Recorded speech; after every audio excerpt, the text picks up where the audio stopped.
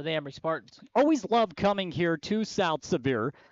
This is one of those opponents where there is a lot of history between the two, but that basically pertains to the basketball court. It's been a little while since you and I have been here at South Sevier for a football game. I love the uniforms, red and white. They got the ram horns on the helmet. They look sharp. Everything about high school athletics is top-notch when you come to South Sevier, and we're seeing that firsthand tonight. Even though they are sitting at 3-4, this is a team that does have high expectations. High expectations, like you talked about. Not a lot of depth, similar to what Emery has. So you're going to see both guys playing both sides of the ball.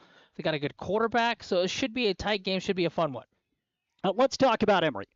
Trying to respond from the loss to San Juan, and that was a tough loss. I mean, that was number 1 versus number 2, two teams that I guess we're trying to chase them, and we have been for quite some time. It might have been a little bit disappointing to see how that game came down to that game ended up as San Juan kind of pulled away second quarter on.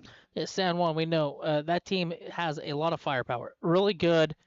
Emery did have the lead in that game, and then just kind of it snowballed effect, and San Juan took over. Seemed like a long time ago for that game with the bye, but 2 weeks ago. So you had some time to refresh, go over film, say, these are the mistakes we made. This is where we have to work. And coming in, I think Coach Famal will have these guys ready to play. And for Emery, like you said, they need a win tonight. Let's talk about how the offense can avoid some of the lapses. What are some of the things that you have seen from this Emery offense that you like when they are striking and they're firing on all cylinders? Running the right routes, reading the defense correctly, blocking up front, running the football. Things I don't like to see are the pre-snap penalties. A lot of those pre-snap penalties really set them back offensively on what they want to do. Then they kind of get behind first and long, second and long. That's not where Emery wants to work. So when they're blocking up front, they're running the ball efficiently. Wide receivers are running the correct routes. The ball's out of the hands quick to the wide receivers. That's where they're getting those chunk plays.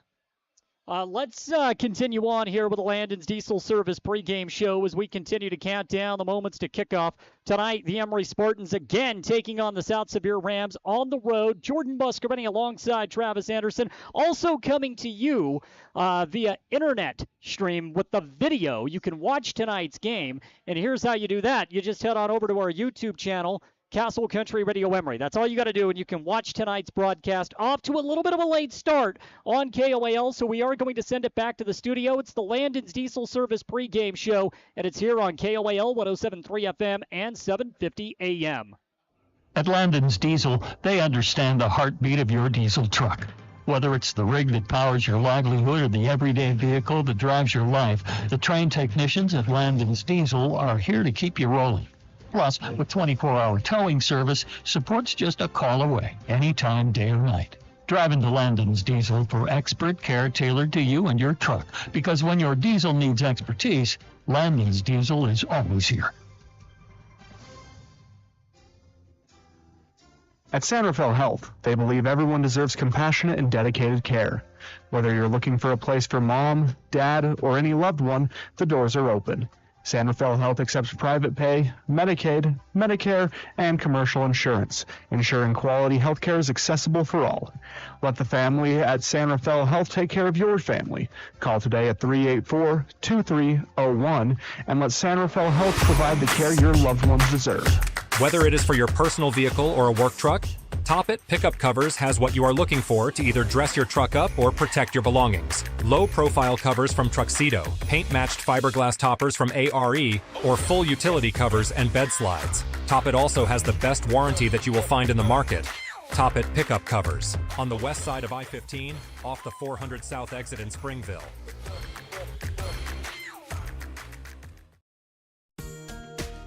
Transform your space with Spectrum Paint featuring PPG paint, the ideal choice for any home project. Imagine a kaleidoscope of colors at your fingertips, from soothing pastels to vibrant primaries. Whether revamping a room or adding character to your exteriors, Spectrum Paint makes every brush stroke count. Dive into a spectrum where quality meets creativity and paint your world with us. Visit Spectrum Paint to find the perfect shade for your home today.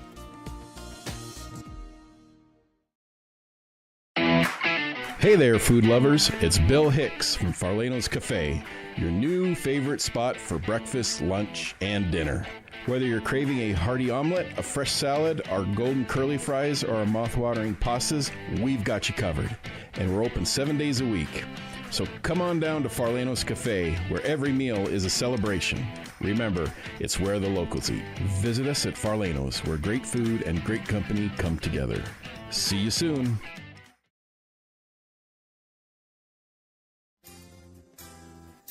At San Rafael Health, they believe everyone deserves compassionate and dedicated care. Whether you're looking for a place for mom, dad, or any loved one, the doors are open. San Rafael Health accepts private pay, Medicaid, Medicare, and commercial insurance, ensuring quality health care is accessible for all. Let the family at San Rafael Health take care of your family. Call today at 384-2301 and let San Rafael Health provide the care your loved ones deserve.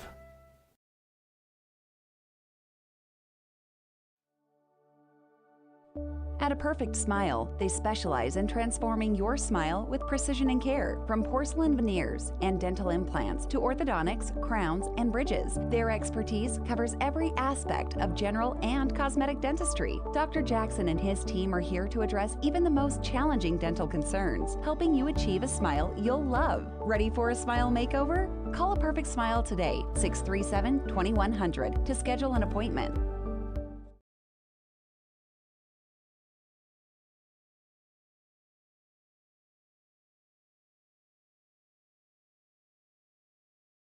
Call insurance agent. Hello, customer. Oh, great. I just had a quick question about my insurance. You are 312th in line. Oh, it's just a real quick question. Would you like a callback in 6 hours? Sometimes humans are just more helpful. Hey, Max, I can answer your insurance question. Awesome. Appreciate it. Farm Bureau Financial Services. It's your future. Let's protect it. Contact Farm Bureau agent Jill Jensen in Price today. Emery High School football on KOAL 107.3 FM and 750 AM.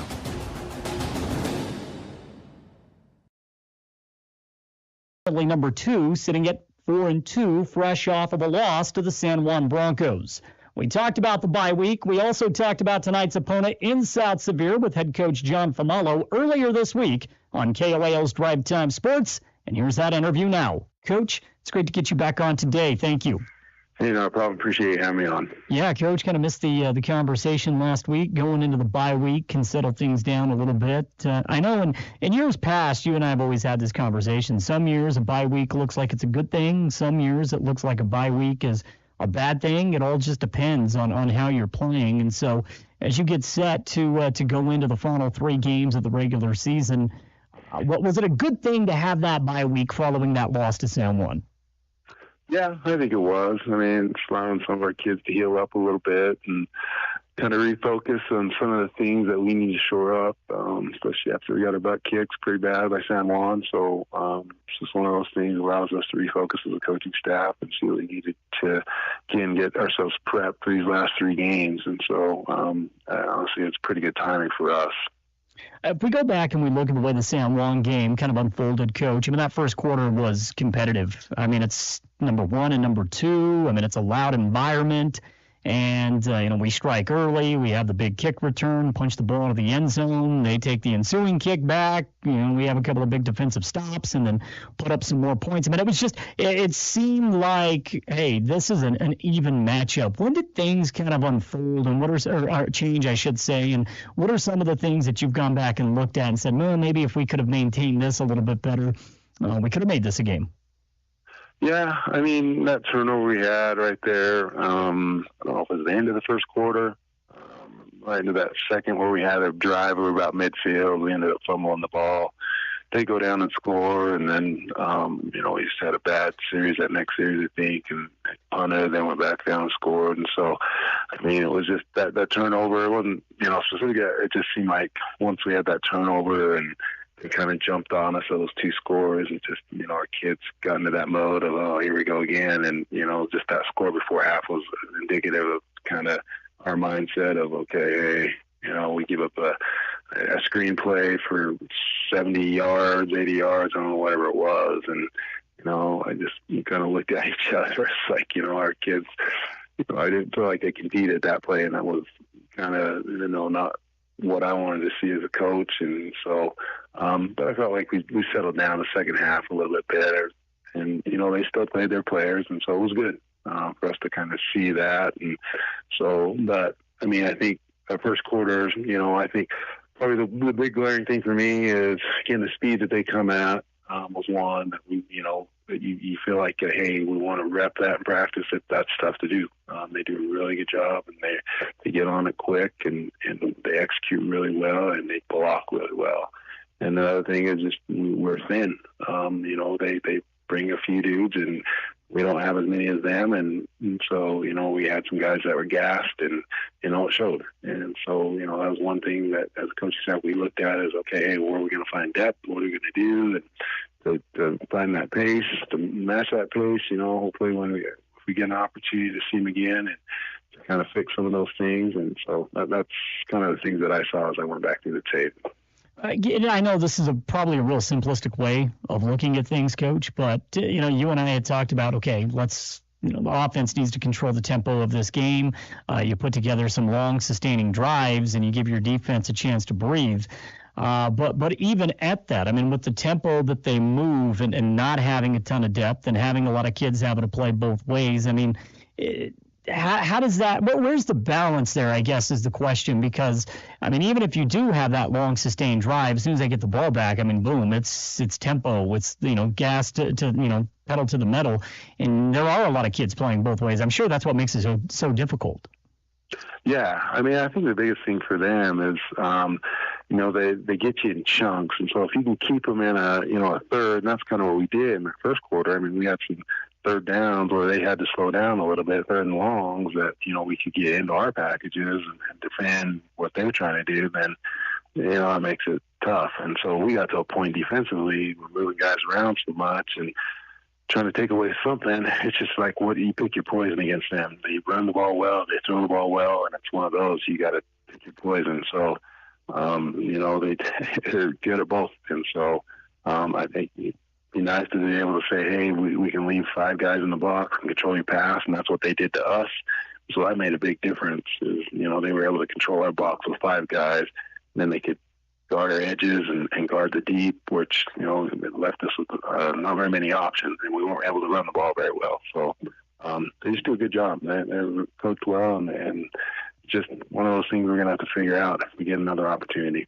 And, and again, I can't stress this enough. I don't know if this is a more difficult job for you as a coach, but at the end of the day, you can lose to San Juan 35-34. You can lose to San Juan 60-20. Ultimately, it does not matter in the RPI because there is no margin of victory that is considered. So, at the end of the day, a 40-point loss, a 1-point loss, it all rates the same. And going from 1 to 2 and still having a pretty comfortable lead in that number 2 spot, is that easy to get that message across to the kids? They're like, hey, look, it doesn't matter that we lost by 4 or 5 scores. That's irrelevant. Yeah, I think that's the biggest point I put across them. They didn't hand out the championship trophy, after that game. And so we still got a lot to play for. And these last 3 games are huge, especially with their standing in the RPI. Losing to them in the RPI doesn't hurt us. It helps us with anything. And so I think it's one of those. It's you got to look past getting your butt kicked and lick your wounds and say, okay, hey, let's pick ourselves up and continue to battle, because there's still a whole lot to play for. Definitely, and I know it picks up again this weekend. Again, Coach John Famalo joining us over the phone. Coach, now you got to travel on the road. 2 of 3 games to close out this regular season. Up first, it is South Sevier. This is a team that is 7th in the RPI. They're hovering around the 500 mark, and at times this year, they've been pretty good. I think that this is a decent team, to say the least. They've proven that, I think, at times. Yeah, they are. They've got some athletes over there, and they run their stuff really well. It's kind of that wing tee stuff that we've kind of been, we've ran in the past. And so it's, you got to be prepared for assignment football and not falling asleep, because they're pretty good. Defensively, they're physical. And so, it's not a cakewalk by any means. It's one we're looking at is, how are we going to skin this animal, because I think they're pretty good. And so, we got to work that out for us for sure. You look over the schedule for South Sevier, there are common opponents. Enterprise, which they got the also went up against North San Pete. They came up short in that game. And then, of course, the San Juan game, 71-7 was the final score. So, Coach, out of those three common opponents, is there a particular game? Can you take all three of those games into consideration? Or do you look at the Enterprise game and say, man, that was forever ago. That was all the way at the beginning of August. How do you approach that as a coach? Honestly, the last two games to me are probably the most important. So I look at that Delta game, I look at their San Juan game, their tapes, just because in personnel and other things, whether it changes with injuries or other things like that, it's tough to look at early in the season. And usually teams are getting better, or again, there's injuries, other things that could be, attributed to how they're playing. And so for us, those last two games, I mean, that San Juan game, I felt like was a similar feeling to ours, in that they went, it was a 14-7 game, and then it just got out of hand. And so, but I think they're a really good team. They run the ball well. They've got an athletic quarterback that can run, and that can really cause you fits. And so, like I say, they've got a lot of weapons on that side that we got to be aware of. And hopefully offensively we can get our stuff put together and get back on the train or the track that we were kind of on prior to San Juan. I know there's always context to everything. I mean, they've trailed over their last two games, so obviously these stats are you're playing from behind. You run out of that traditional wing tee. Still, they toss the ball around 20 times a game. I think if you go back and look at some of the games that they've kept close, I mean, Okerlund has kind of kept that more in control, anywhere from 7 to 12 passes a game. But this is a team that can wing it. I mean, he's throwing the ball, and I think he's completing somewhere close to 65, 67% of his passes on the season. So they can throw the football as well. Yeah, no, they do a really good job. Again, misdirection, play action stuff that they leak guys out into the flats and, kind of easy throws that, I mean, that's kind of their design of things, I feel like. And so, like I say, if we don't pick up on a lot of those things, that misdirection, start read and run and get sucked in, you're going to let guys leak through, and next thing you know, they're throwing it over the top of you. And so got to be really disciplined on our assignments and our keys, and make sure our kids know that. That's kind of the biggest focus that we've had probably this past 2 weeks, is making sure we, again, don't fall asleep, because it's easy to fall asleep against teams like that. And next thing you know, they're behind you and they're throwing the ball over your head. I do want to talk about our guys, Coach, before I let you go, as they get set for this final 3-game stretch. The mood around the team. What's it been like this week? I'm sure it's probably a lot different this week, knowing you got a game on Friday compared to last week, where you were practicing really with no end game at the end of the week. Yeah, I mean, I think there's a sense of purpose to practice this week. I think the kids have been prepared and focused up for this week versus last week, where, again, you had a little bit of a bye and practices weren't maybe as focused on your opponent. I mean, we did go through some things, but I think our kids are looking to get ready to get back on the field. I mean, like I say, it's nice to have a bye at times, but you miss on a week of playing, and you hope, you don't get any rust and timing and all those things, and you try to work on and that you get on, weekly, that you miss out on. So hopefully our kids understand, the importance of the game, I think. And so, that's kind of what we're working towards. And then lastly, Coach, when you talk to your team about South Sevier, what are kind of the keys that you stretch or really stress to them going into Friday's game? Hey, we got to take care of these elements against a team like this. Okerlund's the number one threat. I mean, keeping him in the pocket. I mean, not letting him get outside and use his legs to create things. Like you say, I think he can extend plays, but it's one of those, if he does that play action boot and gets outside, he's going to really cause you fits. And then, like I say, defensively, we've just got to make sure, again, to stop the run. If we can stop the run, get him in some obvious pass plays that'll help us. That's where our strength is on the back end. And so, biggest thing is to stop the run, whether it's their two backs or Okerlund running the ball. I think that's probably the key for us this week. Coach, it's great to get you back on. Great to start talking about some football once again. Can't wait for Friday night. We'll see you in Monroe. Hey, I appreciate it, Jordan. Have a good one. Again, that's Coach John Famalo as we get set tonight. Emery on the road taking on South Sevier. It's week 8 of the high school football season. We've hit the 2-month mark, amazingly enough. Emery trying to maintain the number 2 spot in the RPI, and they have a tough task ahead. More coming up when we return right here on 107.3 FM, 750 AM, and on our YouTube channel, Castle Country Radio Emery. It's the Landon's Diesel Service pregame show. At Landon's Diesel, they understand the heartbeat of your diesel truck. Whether it's the rig that powers your livelihood or the everyday vehicle that drives your life, the trained technicians at Landon's Diesel are here to keep you rolling. Plus, with 24-hour towing service, support's just a call away, anytime, day or night. Drive into Landon's Diesel for expert care tailored to you and your truck, because when your diesel needs expertise, Landon's Diesel is always here. Hey there, folks. Bill here from Farlano's Cafe with some exciting news. We're extending our summer hours so you can enjoy our delicious meals even longer. We're now open Monday through Wednesday from 8 a.m. to 8 p.m., Thursday to Saturday from 8 a.m. to 9 p.m., and Sundays from 8 a.m. to 2 p.m. That's right, more time for you to savor the flavors at Farlano's. Remember, we're proud to be the place where the locals eat. Swing by and see us soon on the corner of First West and Main Street. See you at Farlano's Cafe. The quarterback counts on the O-line for protection in the pocket. In Castle Country, you can count on Farm Bureau agent Jill Jensen to protect your family's blind side no matter what life throws at you. She is there to handle all of your auto, home, life, and business insurance needs. Don't scramble around working with multiple insurance companies. Talk to Farm Bureau agent Jill Jensen and see how she can protect you with what matters most. Call 637-8400. Farm Bureau Life Insurance Company, Farm Bureau Property and Casualty Insurance Company, Western Agricultural Insurance Company. My son and daughter both play sports, a lot of sports, and with that can come injuries, bruises, sprains, and unfortunately breaks. That's why we use Eastern Utah Imaging. They're a convenient and local option for imaging and an important part of a student-athlete's team. Eastern Utah Imaging for high-quality, affordable MRI and X-ray services. Many quick scans take 30 minutes or less. You can call for an appointment or ask your doctor to refer you to Eastern Utah Imaging, North Fairgrounds Road in Price. Call 636 X-ray. That's 636-9729. Discover the difference experience makes at Mr. Automotive in Huntington. With over 30 years dedicated to matching the perfect vehicle with the right person in Castle Country, we know a thing or two about cars and about saving you money.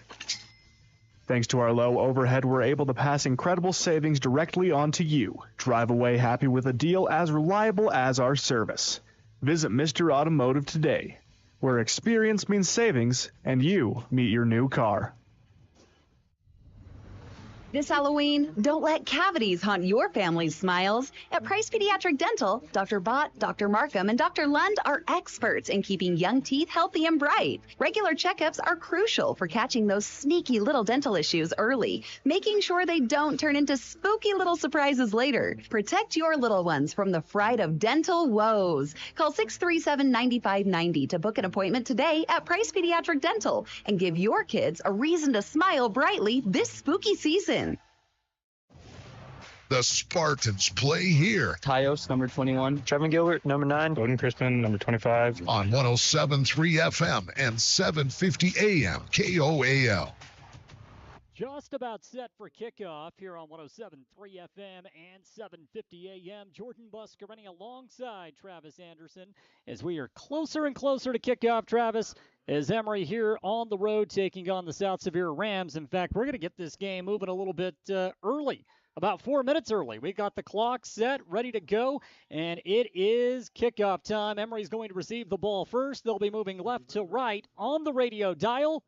And with that, we're set to go. Yeah, a chance for the Emery offense to come out, put a statement on this opening quarter right off the bat. I think that this Emery team seems to always be more effective when they can control the clock, and that's what they will try to do early on in this one. Ball is teed up. South Sevier will kick it off. Back to return deep for Emery. Hayden Abrams is standing off the right side. Hayden has been able to deliver some fireworks this season. There's the kick, and this one is returned by Abrams. He'll go left side out to the 15, now to the 20. Still on his feet, 25, gets shifty, close to the 30-yard line, and that's where Emery will take over. 70 yards of green in front after the Hayden Abrams return. Yeah, important for Emery to come out, run the football efficiently, get good blocking up front, continue to have those long drives, shorten this game up, and then get out of this game with a dub. Now we'll get a look at the Emery offense for the first time in this game. Trevin Gilbert under center at quarterback. Gilbert will come out of the shotgun set. He's got one man standing to the left. Takes the snap, fakes the handoff to Jackson Johnson. Quick pass, left side. This will go for positive yardage. Extension of the run game. Pass complete to Hayden Abrams off the left side. 2nd and 5 coming up for Emery. Those quick out plays, like you said, positive. Extension of the run game. 2nd and short now. Wonder how often Emery will try to throw the ball this evening against this South Sevier squad. Do you want to play ball control, or do you want to... And they always want to play ball control, but how many deep shots will Trevin Gilbert take? Snap handoff on 2nd down. Jackson Johnson finds a hole, is able to dive forward. 2 on the takedown for the South Sevier Rams. Gain of 3 for JJ, and now Emery is faced with 3rd and short, right in their wheelhouse on schedule. Looked like he had a little bit of a seam to pick up the 1st down, but the defense of South Sevier comes crashing hard off that left side to close it up quickly. Kenyon Okerlund, one of the 2 Rams, in on the takedown. So 3rd down and 2 now for the Spartans. Snap and a handoff. JJ's got the 1st down and a bit more past the 40, gets it up to the 42-yard line. So we'll go ahead and give him 4 yards on that. JJ 2 carries 7 yards here on this opening drive. Good job. You found the hole, and then you just punched right up to the gut for the 1st down. 1st down on a fresh set now for the Spartans. Ball is at the 42-yard line. Gilbert again out of the shotgun. 2 wideouts on each side. Little play action. Quick pass goes to Abrams. 45 now to the 50. He's in the South Sevier secondary. No one's going to catch Hayden. He's going to take this one to the house. Touchdown, Emery. A quick strike for the Spartans. A 55-yard quick pass to Hayden Abrams. And he does the rest of the work down the sideline. It takes Emery a $120 to put up 6. Got one-on-one on the outside. That's that quick out play. And with the one-on-one, if the tackle's not made, it's a touchdown. Tackle wasn't made. Touchdown the other way. A 58-yard touchdown. And now Atwood will come out. Jaden Atwood to attempt the PAT for the Spartans on their quick strike.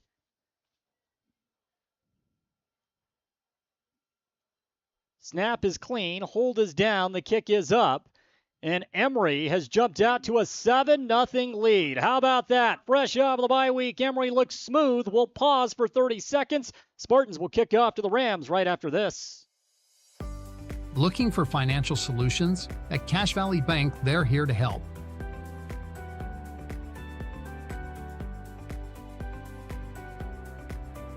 Whether you need commercial loans, mortgages, or expert financial advising, they've got you covered. Visit them today on the corner of First West and Main Street. Cache Valley Bank, your partner in financial success. Equal housing lender, member FDIC. The Spartans play here. Porter Herdsman, number 23. Braxton Butler, number 33. Quade Ovison, number 6. On 107.3 FM and 750 AM KOAL. 50 AM KOAL. 7-0 Emery as the Spartans strike extremely fast on that opening drive. They moved every play positive, and it took just a $120, Travis, to put 6 up on the board. Pick up a couple 1st downs, then you get the touchdown on the quick out play down the sideline. So that's how you put a statement with your offense, taking the football first. Spartans kick this one away, and the Rams are going to start at about the 11-yard line, moving out of bounds. Now we'll see if the defense, Travis, can help the cause here and help apply pressure. It's important, like you said, to apply pressure, put a little distress back there on the quarterback, make him speed up his process, make him think just a little bit. He's a very good quarterback, though. Okerlund has the ability to hurt teams in a big way. He's done that at multiple times this season. It's one of the best offensive weapons here for this South Sevier squad.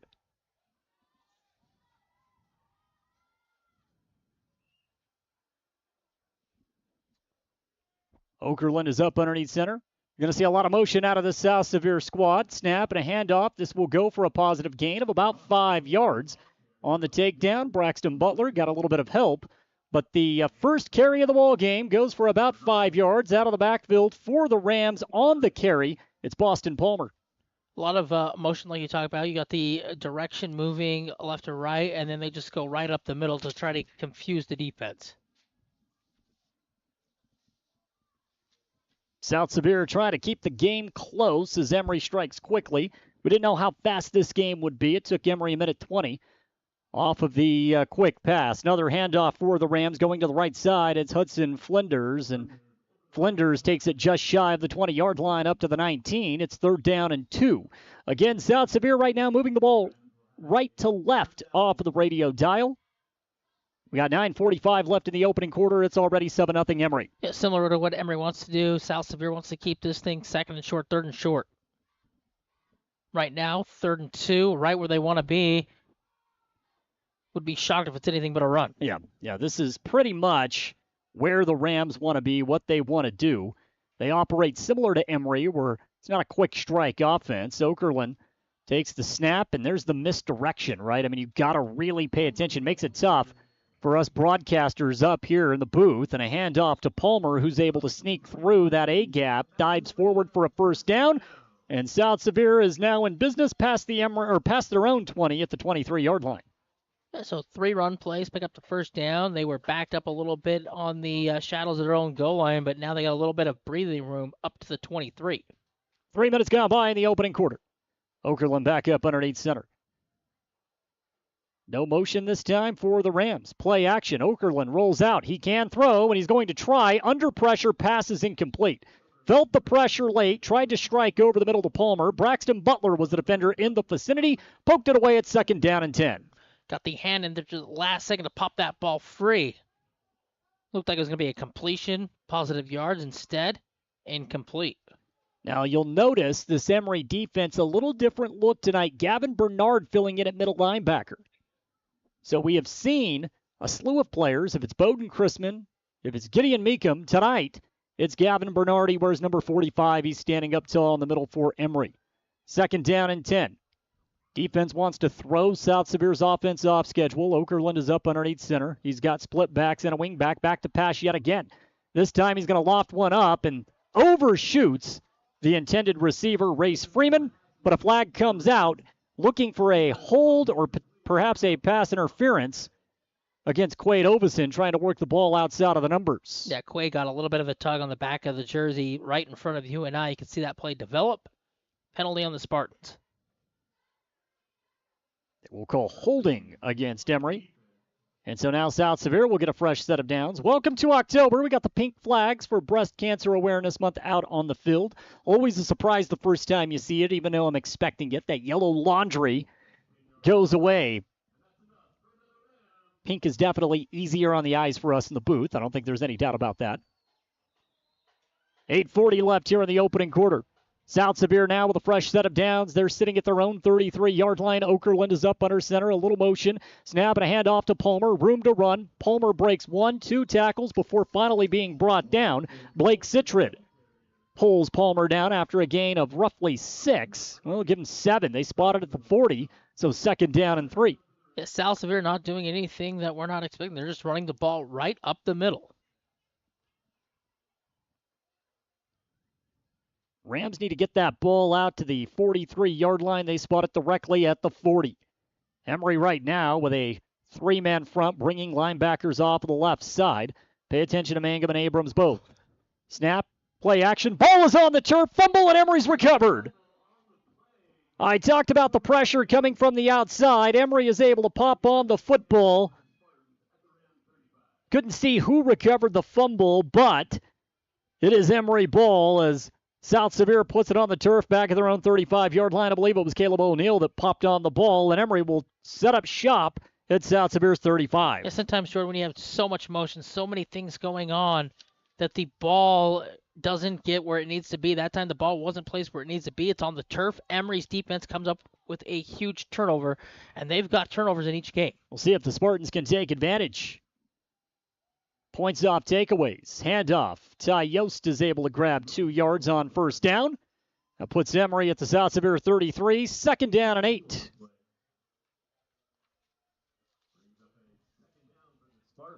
So we saw Jackson Johnson on that first series. Little change of pace with Ty Yost now out of the backfield.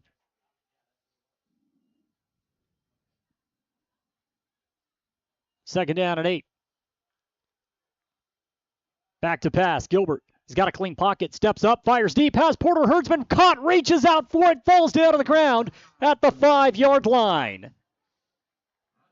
And Emery in business on a 25-yard pass. Gilbert fires over the middle to Porter Herdsman. Yeah, slant right to the middle of the field. Perfect pass. Leads the receiver just a little bit. Diving catch. Rolls to the 5-yard line. Emery, 1st and goal. 7:15 and counting here in the opening quarter. Spartans trying to really put the home team in a quick hole.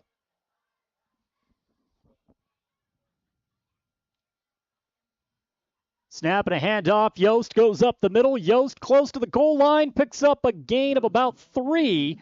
Looks as if Ty got to the 2-yard line. That brings up 2nd down and goal. That should be simple. You go right back to it. You got a couple plays here to run the football right up the middle. They should get in here on 2nd down. 2nd down and goal from the 2. Trevin goes up underneath center. Quarterback sneaks. Going to try to keep it himself. Gets the push from JJ from behind. And he is well past the goal line. Finally, we get a touchdown. Was waiting for the signal, but Trevin Gilbert will sneak it in on his first rush. And it's 13-0 Emery with 6:28 to play in the first quarter. You come on the road, you take the ball on the opening drive, you go down and score, you get a turnover, you come back and you score immediately to put the home team in a 13-0 hole early on. That's a great start. 2 great drives by Emery's offense. And now Gilbert will hold the PAT. Atwood to kick. And this one is right down Broadway. 6:28 to play in the first. Emery starting fast here tonight. They lead the South Sevier Rams 14-0 when we return. At San Rafael Health, they believe everyone deserves compassionate and dedicated care. Whether you're looking for a place for mom, dad, or any loved one, the doors are open. San Rafael Health accepts private pay, Medicaid, Medicare, and commercial insurance, ensuring quality health care is accessible for all. Let the family at San Rafael Health take care of your family. Call today at 384-2301 and let San Rafael Health provide the care your loved ones deserve. The Spartans play here. Aiden Abrams, number 3. Caleb O'Neill, number 58. Deacon Mangum, number 12. On 107.3 FM and 750 AM KOAL. We have 6:28 to play in the opening quarter, and already Emery has captured a 14-0 lead. And now Ty Yost is going to kick this ball away for the Spartans. Ty gets a running start.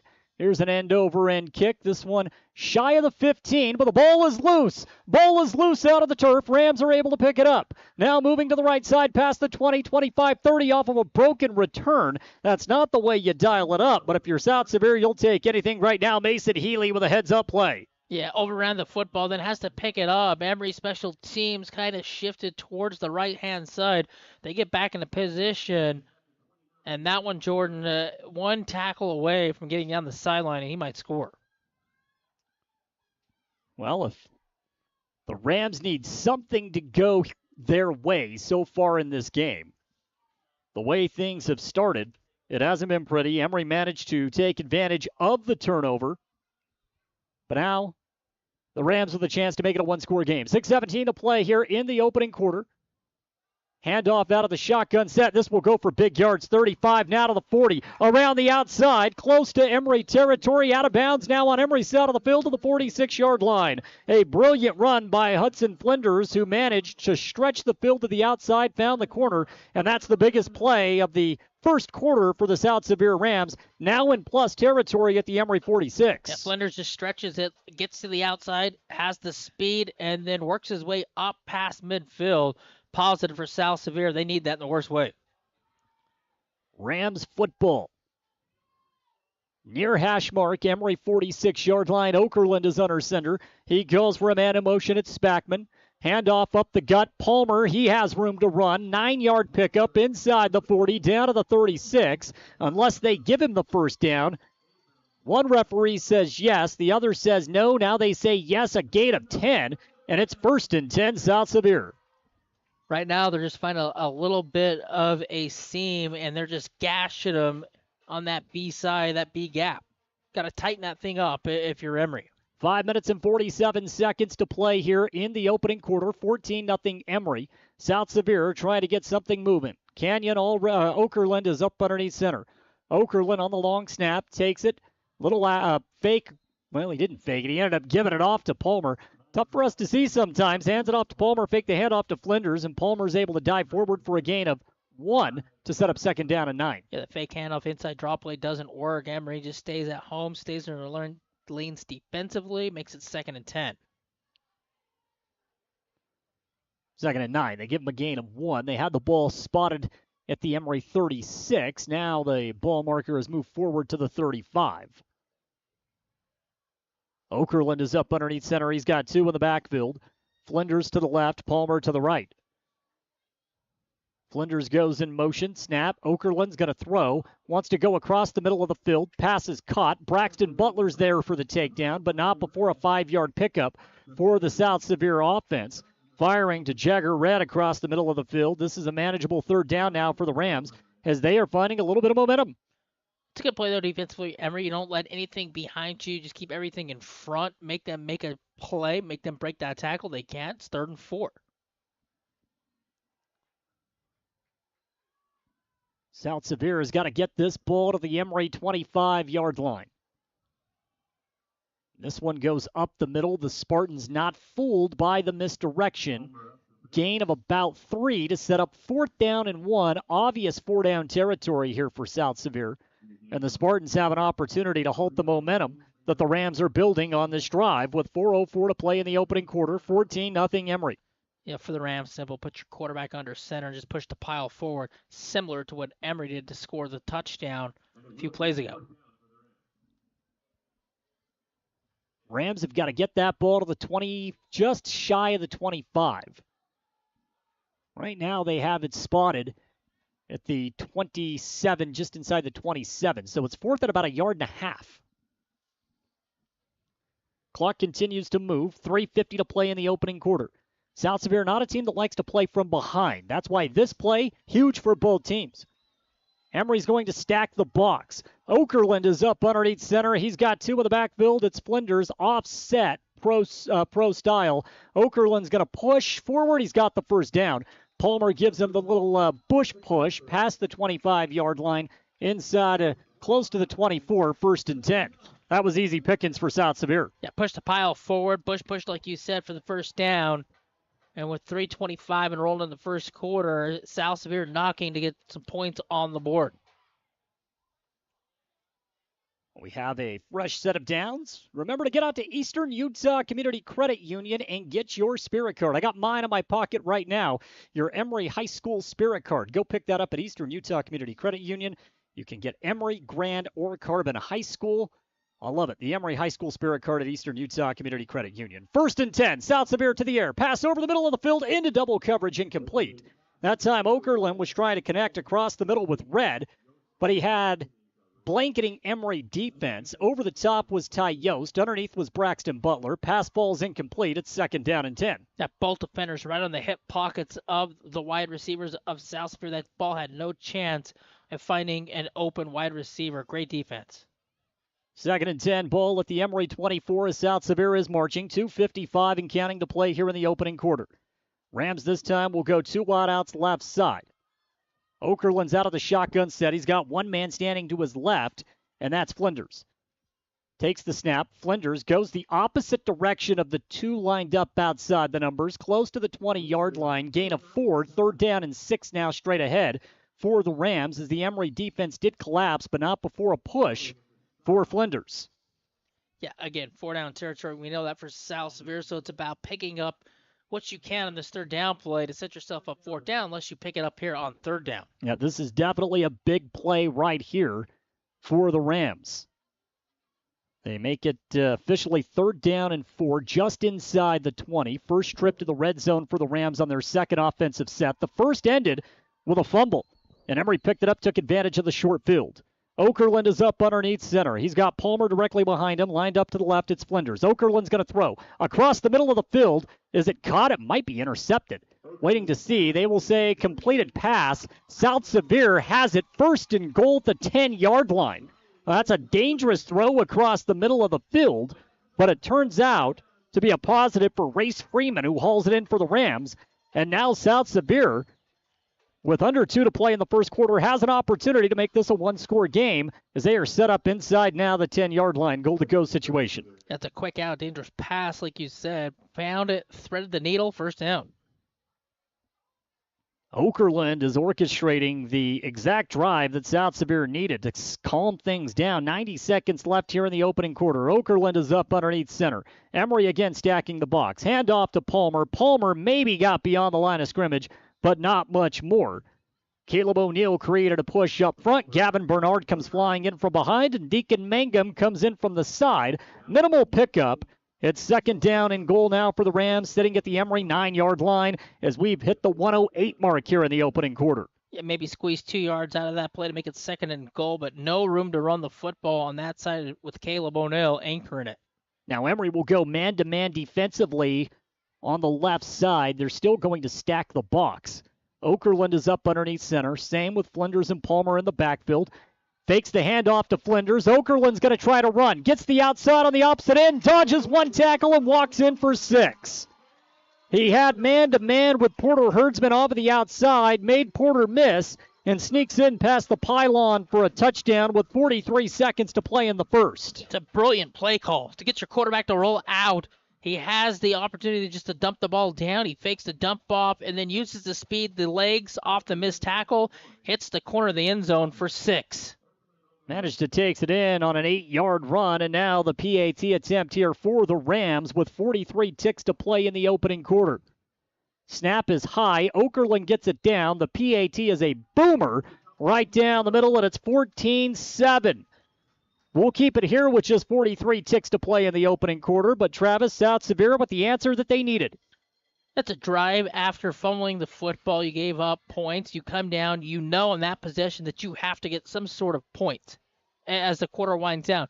And that was a really good offensive set that they did on that drive to get down there, put points up. They had a couple third down conversions, had a fourth down conversion. They completed both of those. And then you let your all-star quarterback do the rest as he gets to the pylon for 6. Now the Spartans will return the kick again. Yost with Abrams back to return, standing at the 5-yard line.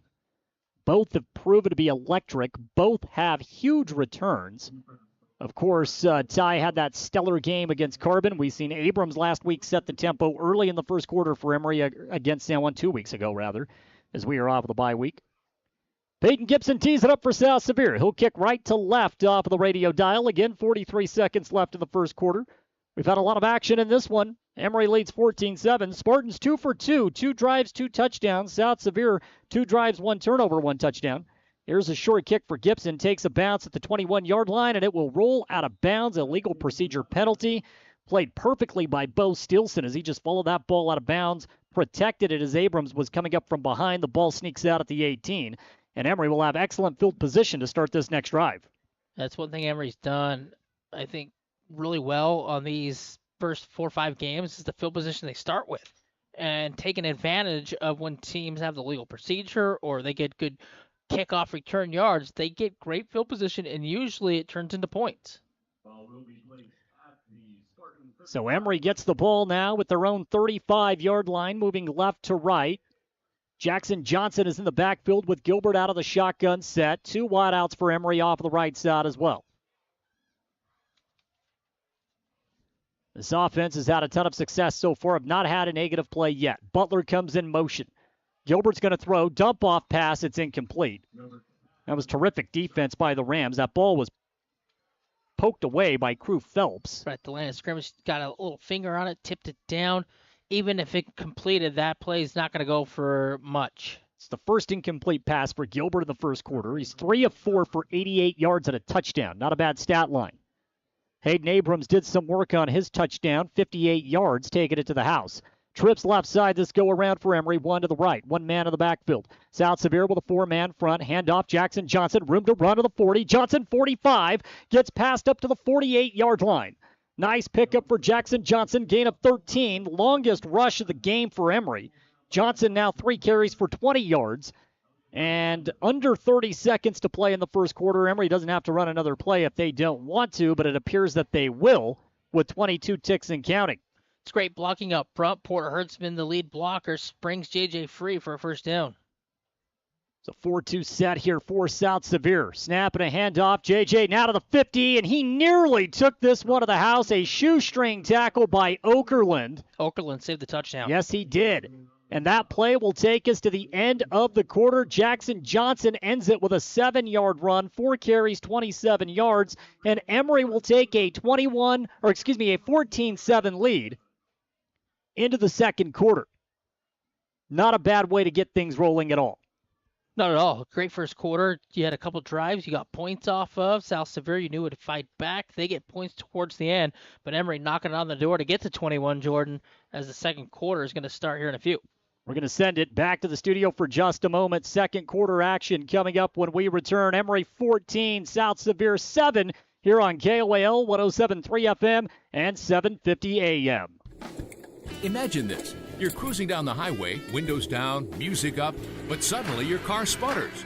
Don't let car troubles break your stride. At Cars, Complete Auto Repair Service in Wellington, they're dedicated to keeping your vehicle running smoothly so you can keep enjoying those flawless drives. From regular maintenance like oil changes and wheel alignments to tune-ups and even new tires, Cars is here to help. Visit Cars today and drive away confident knowing your car is in its best shape ever. Emery High School football on KOAL 107.3 FM and 750 AM.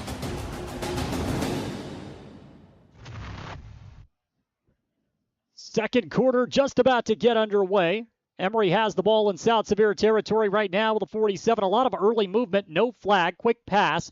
Gilbert goes over the middle of the field. Pass is caught by Abrams on a gain of 7. That is enough to move the sticks. 1st and 10, Emery. Had to go down, pick that ball almost off the turf, but just enough to get his fingers under it and then down right there. So quick catch and pitch play. Abrams right now, 3 catches, 70 yards, and a touchdown. Trev is definitely working it through the air as well. He's completed 4 out of 5 passes for 95 yards. This time he'll go empty backfield. 3 wideouts right side. Herdsman's going to come in motion right to left on the dial. Now trips left side. Gilbert back to pass. Only a 3-man rush for South Sevier. All day for Gilbert to throw. Wanted Jackson Johnson down the middle. The seam pass was there. Bounces incomplete. Late coverage by Palmer on the recovery for South Sevier, and it's 2nd and 10, Emery. Yeah, JJ had to step on Palmer, and Palmer at the last second looked like he got his finger on it and tipped it. Incomplete pass. That right there. If it's converted, JJ's probably still running. So 2nd and 10, Emery with 11:31 to play in the second. 2 incomplete passes on this drive after a perfect start for Gilbert. Hands it off to Johnson, and Johnson is going to lose yardage. They'll give him forward progress, so a loss of 1. Gang tackle by the South Sevier Rams. Yeah, Nate Anderson in there. So was Boston Palmer. Both those guys wrap him up and throw him to the turf. Nate Anderson was nearly untouched getting into the backfield. So a loss of 2 for JJ. Now it's 3rd and long for Emery. And this South Sevier crowd is about to get loud here on a very big play. Obvious passing situation, 2 wideouts on each side, and we have a pre-snap penalty.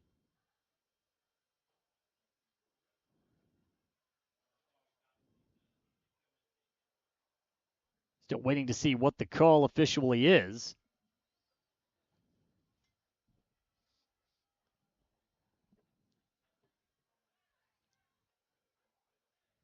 I think he's got maybe blood or something on the knee is all. No penalty. No penalty? Just going to send him off. No penalty. Okay, so we're sitting at 3rd and 12. Abrams just walked off the field. Equipment. So now Yost will come out left side near the numbers. 1 safety high here for the Rams. They're going to bring a 3-man rush. Gilbert with 4 wideouts, 1 man in the backfield. Big play, 10:47 to play in the second, 3rd and long. Gilbert back to pass. Trevin climbs the pocket, fires, it's caught. Herdsman close to the first down, second effort, gets it. Up to the 30. Big time strike for Emery on a gain of exactly 13 to move the sticks. Yes, sits his route right at the 30. Perfect pass play, sits in the pocket, good blocking up front, and then gets the first down as he's tossed forward. Much needed on 3rd and long. Herdsman, 2 catches for 38 yards here in the first half. 10:22 to play in the second and a fresh set of downs. Hand off to J.J. This time he's got room to run. Gets into the South Sevier secondary. No one's going to touch J.J. He'll walk it into the end zone. Touchdown, Emery, on a 30-yard run by Jackson Johnson. J.J. probably should have been in the end zone long ago. 2 times he was tripped up. The 3rd time's the charm, right into the end zone untouched. 20-7 Emery. Johnson on a 30-yard TD run, and the Spartans have increased that lead back to 2 scores. Atwood will come out for the PAT attempt. Gilbert's a hold. Waiting for the white hat to get in position. Now I believe we're set to go. How about that drive by Emery converting on 3rd and long, and then Johnson says, I'll take over from here, Trev. High snap. Gilbert gets it down. Atwood's kick is good. 21-7 Emery. Second quarter, 3 drives, 3 scores for the Spartans with 10:10 to play in the first half. They'll kick to South Sevier when we return. At Castle Country Vet, they believe every pet deserves a touch of love and expert care. You can trust Dr. Harmer and Dr. Kelly. They're not just veterinarians, but passionate pet lovers, dedicated to nurturing your furry friends like family. From routine checkups to emergency interventions, you and your pet will experience compassionate, professional care every step of the way. Let Castle Country Vet help your pets lead the happiest, healthiest lives. Call Castle Country Vet today, 637-5797, because love is a 4-legged word. The Spartans play here. Porter Herdsman, number 23. Braxton Butler, number 33. Quade Overson, number 6. On 107.3 FM and 750 AM. Spartans set to kick this away, holding a 21-7 lead over South Sevier off a 30-yard touchdown run by Jackson Johnson. Great way to get things moving here for the Spartans. Offense has found its rhythm, to say the least. Yost will kick this away deep. End over end. Ball reaches about the 12-yard line. Rams will have some room to return it. Now to the 25-yard line, trying to get to the outside. Nearly a great open field tackle. Bo Stilson did just enough. Got some help on the takedown for the Spartans. Coming in was Garrett Conover as well, and that's where South Sevier will have to set up shop. Ball at about the 25-yard line. So Emery's offense... 20. Emery's offense responds back after South Sevier goes down, cuts this lead to 7, and then they make quick work. They're back into the end zone, so 3 drives, 3 touchdowns. Mason Healy on the return. And you have a chance defensively. You can get a 3 now, get the football back here. The way your offense is running, it shows me that so far that South Sevier can't stop you. Okerlund is under center. Emery going to stack the box again. The Spartans used to run exclusively out of the wing tee once upon a time, so they have seen this. Maybe not this group of kids, but the coaching staff for sure. Handoff right side. Flinders goes for a nice pickup on first down. Gain of roughly 8 to set up 2nd and 2. We know how important first down yardage is when you run the wing tee, and we're seeing it live and in color here so far. That's important both sides, like you said, and both times, both successful times. So you're really good on first down. It's resulting in points. 2nd down and 2. Okerlund is up underneath center. Emery again stacking the box. Flinders will come in motion. Hand off to Palmer, and Palmer is able to move forward before the takedown. Plenty of yardage, enough for the first down off a gain of 5. That time the takedown for the Spartans was Josh Howard. Yeah, Boston Palmer just slides through, picks up enough for the first down. He's shifty. He's got quick feet. And does a good job there of just side shifting to pick up that first down. Ball is at the 34-yard line. South Sevier on their own side of the field. This might be a really fast game, the way these two teams want to control clock, although Emery has been able to strike quickly. We're under 9 already to play in the first half. 21-7. Emery with the lead. Okerlund is under center. He's got one man in the backfield. This time he's going to throw to keep the defense honest. Pass across the middle of the field. Goes for a nice pickup of 11 yards. That time connecting on a quick in route with Jagger Red. Yeah, 11 yards on number 11 on Trigg, who's just a little slow to get off that break to get to the football. First down. A couple of different players out there on the field for Emery. One, as you just alluded to, is Trigg Jensen. Now, Trigg is a sophomore. Had a blast watching Trigg throughout his freshman campaign on the baseball diamond, now getting some varsity time. on the football field. Timeout is taken by Emery. We're going to take it as well. 8:37 to play in the first half. 21-7 Spartans with a lead, but it's 1st and 10 for South Sevier at their own 45 when we return. At Clean Cut Roofing and Siding, they believe every home deserves to look its best. Since 2003, Clean Cut Roofing and Siding has been transforming homes and businesses with precision and care, ensuring your peace of mind with every shingle and siding panel installed. Whether you're updating an old look, repairing storm damage, or bringing life back to your storefront, trust them to handle every detail. Visit cleancutroofingsiding.com to schedule your free consultation. Clean Cut Roofing and Siding, where quality meets craftsmanship. The Spartans play here. Hayden Abrams, number 3. Caleb O'Neill, number 58. Deacon Mangum, number 12. On 107.3 FM and 750 AM KOAL. 8:37 to play in the first half. South Sevier trying to make it consecutive drives with points. They have it right now with their own 45-yard line. Emery wanted to take the timeout. Travis, we were talking during the break. You liked that timeout by Coach Famalo. Yeah, I really love that timeout. You slow things down a little bit. You can see South Sevier, again, a couple drives here. They pick up a first down. They're starting to move the football. Got to settle them down, tell them, hey, we've got to get a stop here. This right here is definitely a big drive. Ball at the 45. Really, the only thing that has stopped either team was a South Sevier fumble. Okerlund is up underneath center. Takes the snap, little play action, rolls out left. He's under pressure. Gets by one Spartan defender, still on his feet, and now is met just beyond the sticks, and has a great second effort spin move to dive forward to the Emery 45. Boy, oh boy, Okerlund appeared to be dead to right. He makes it happen with his feet. This kid can do it all for South Sevier. He's done it all season, and now he's going to move the sticks on a brilliant piece of running. Anytime you miss a tackle, bad things are going to happen. A couple missed tackles there. Okerlund then just uses his feet, spans off a body, picks up another first down on the Emery side of things at the 45-yard line. Rams have the ball. As Travis said, at the 45, they are marching. 3-man front for the Spartans. Okerlund is back up underneath center. He calls for a motion man, pitches it to Palmer. Lead blockers Flinders. Herdsman got in the backfield, missed the tackle, did enough to slow up Palmer.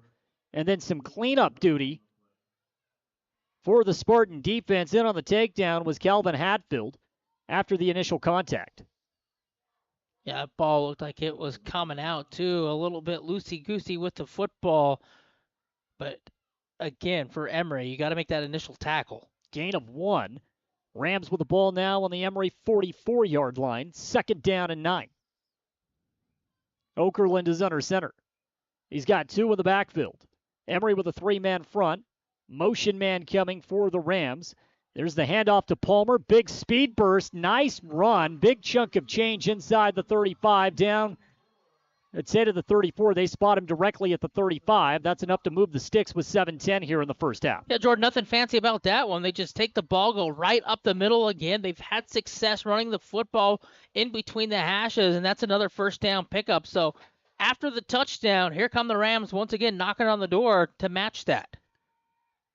We're only about 35 minutes of real time into this game, and we have 6:49 to play in the first half.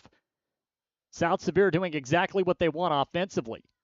Handoff, Palmer once again. Emery seeing a heavy dose of him. Jackson Johnson wraps him up around the ankles, gets some help from Hayden Abrams up top, but not before Palmer takes it inside the Emery 30 down on the 28-yard line. It's 2nd down and 3 off a gain of 7. Yeah, Emery's just getting gashed up front. They got to do a better job of getting off the blocks, pushing that offensive line back to make a tackle. Instead, they're just getting gashed with the football in between the hash marks again. You talk about this front for South Sevier. The guards are doing some work. Yeah, they're just they're bowling the front four of Emery. Holden Unsecker on the right side at the right guard position has had himself a half so far. Palmer up the middle. Bernard had the initial hit. Palmer's able to drag the pile forward, and a late flag comes out. This may tack on extra yardage for South Sevier. Typically in a scrum like that, it's a face mask. Yeah, Blake Sister's on the floor on that one. He just got driven to the ground.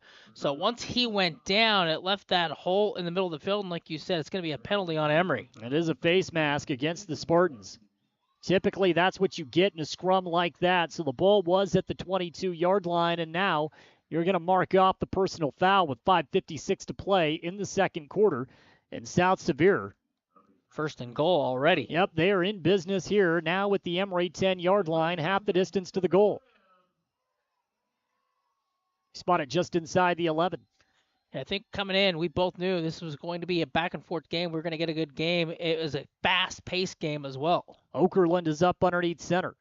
Takes the snap, hands it off. Flinders around the outside. He's got the open edge. Foot race, and he outruns Ty Yost into the end zone for 6 with 5:39 to play in the opening half. Hudson Flinders on a nice 11-yard run around the outside. Yeah, untouched. Flinders just walks into the end zone, and you want a statement answer back. That drive by South Sevier was too easy. No pressure on the quarterback. They ran the football right down the middle, and they punch it in for 6. With 5:39 to play in the first half. PAT attempt now for Gibson. And South Sevier is in business with 2 scores in the game. Bad snap, and this will cause an issue. PAT no good. Okerlund just had to take the ball and go down to the ground. That's the second bad snap we've seen out of the PAT, but the damage is done. 21-13, Emery holds an 8-point lead. They'll get the ball back with 5:39 when we return.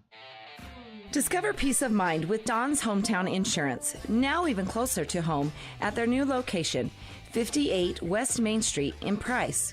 Connect directly with friendly agents ready to tailor a package just for you.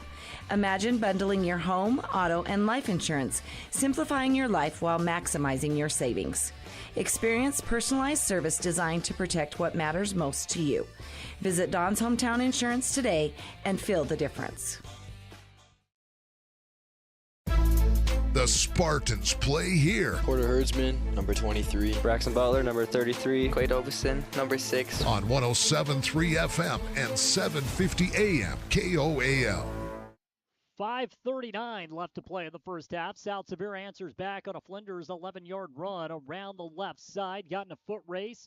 But again, this offensive line for the Rams, Travis, they managed to just seal the outside, and that's what leads to 6 points. Yeah, neither defense playing really well, giving up touchdowns on drives. The difference in the game so far is that fumble. Here's the kick. It's on the ground. Ball is loose. Yost picks it up at the 10. Ty in the open field to the 20, 25, 30. And gets it out close to the 35-yard line. Every time Ty Yost touches the ball, you just get this, you get this feeling that he can take it to the house, right? And that time, what looked like a broken play turns out to be a positive for Emery. They'll set up again at the 35-yard line, exactly where the last drive started off the illegal procedure penalty. Yeah, now it's all about what defense is going to get one of those crucial stops first. 5:34 left. Emery should pretty much control the rest of the quarter, hopefully get some points, and then get into the break because the Rams get the football to start the third. Yeah, you definitely don't want South Sevier double dipping. 5:34 to play in the first half. Quick pass. This one will go for good yardage. That is all Hayden Abrams. And now it's a foot race down the sideline. He's going to take it. Porter Herdsman takes it down the sidelines. And Porter takes it to the house on a 65-yard touchdown pass. Porter Herdsman put the Jets on. He takes it all the way. And just like that, it's 27-13 Emery. Second time tonight, that quick out play down the sideline has worked. 2 for 2, 2 touchdowns with that play right there. That's how you answer in a quick hurry. Emery just rolling right now offensively as Gilbert now with 173 yards of offense through the air here in the first half. Atwood will come out to attempt the PAT. That's as fast of a strike as you can possibly get. 4 drives, 4 TDs. Like clockwork. Here comes the untimed down. 5:22 to play in the first half. And we have movement. Not sure if this was on Emery or if this is going to go against South Sevier. It's an encroachment against South Sevier.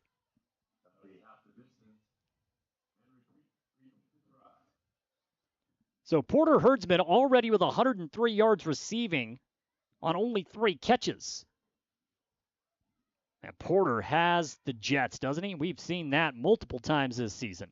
Yeah, he's quick. And for South Sevier on that play, Cooper Castle comes off limping just a little bit.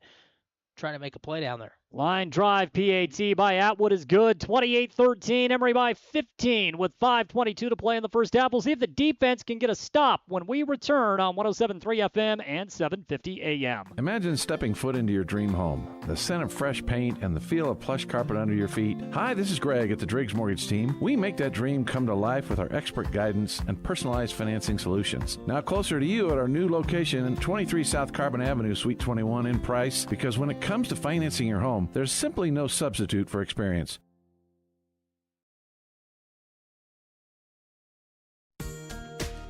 Transform your space with Spectrum Paint featuring PPG paint, the ideal choice for any home project. Imagine a kaleidoscope of colors at your fingertips, from soothing pastels to vibrant primaries. Whether revamping a room or adding character to your exteriors, Spectrum Paint makes every brush stroke count. Dive into a spectrum where quality meets creativity and paint your world with us. Visit Spectrum Paint to find the perfect shade for your home today. The Spartans play here. Hayden Abrams, number 3. Caleb O'Neill, number 58. Deacon Ming. We bring back in the viewing audience on YouTube. End over end kick, and this one takes a bounce shy of the goal line, and it slowly bounces past to give South Sevier a touchback. Yeah, quick moving game. Both offenses so far doing a really good job defensively. Emery did come up with that fumble recovery in the first quarter, and so far that's really set the tone, the 15-point lead. 5:22 to play in the first half, 28-13. Now, if you're Coach Famalo, you just ask the defense to go get a stop. The lone stop came on a fumble. That's it. Turnover. One takeaway, and Emery turned that into points almost immediately, but they have scored every time they've touched the ball so far in this game. And that fumble came with the Rams driving, too. It's a good point. Okerlund is under center with 2 in the backfield. Hands it off. Flinders goes around the left side, and this will go for more yardage. Yeah, Emery is just not doing a good job right now in the run game. They are just getting slashed and gashed in every which way possible. Flinders picks up 11 yards, gets it out now to the Emery. 10 yards, gets it to the 30-yard line. You've just got to pinch everything in and just stack that box. Kind of surprised they gave him a first down. I don't know that it matters, but he started at the 20. That ball looks shy of the 30. Very, very close. Yeah, the math ain't mathin'. Well, it's close. Fresh set nonetheless here for the Rams. 4:47 and counting to play here in the first half. Motion man is coming. Hand off, and this will go for more positive yardage past the 35 up to the 37-yard line.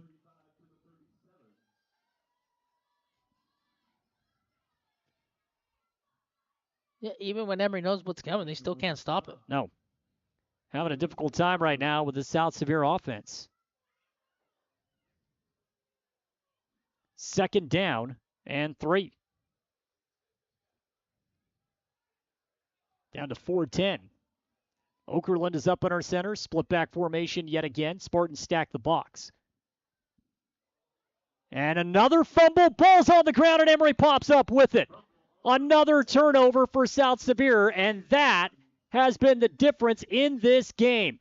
Gavin Bernard was able to pop on that football, and now Emery will take over inside South Sevier's 35-yard line. A disaster for the Rams. Second time the Rams have had trouble getting the ball on the handoff exchange, and they put it on the turf, and the Spartan defense comes up with a much-needed stop the football on the Rams side of things and a chance to add more points before half. Not only can turnovers kill you, but both South Sevier turnovers have come deep in their own territory when they have been able to move the ball effectively.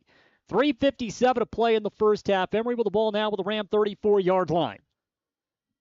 Gilbert is back out of the shotgun. He's got 2 wideouts on each side. Early movement, refs say play on. Gilbert wants it all. Down the seam, caught. Braxton Butler gets it inside the 10, down to the 5-yard line. A lot of movement, like you said, but you play on, and Butler just runs a straight seam right down the center of the goalpost. Catch, 1st and goal. That's Butler's first catch, 29 yards, and a goal-to-go situation for Emery, and the offense has turned into a quick strike as they are just inside the 5. Well, they turned the last South Sevier turnover into points. Travis looking to go 5 for 5 on offensive possessions here in the first half. We do have an official's timeout.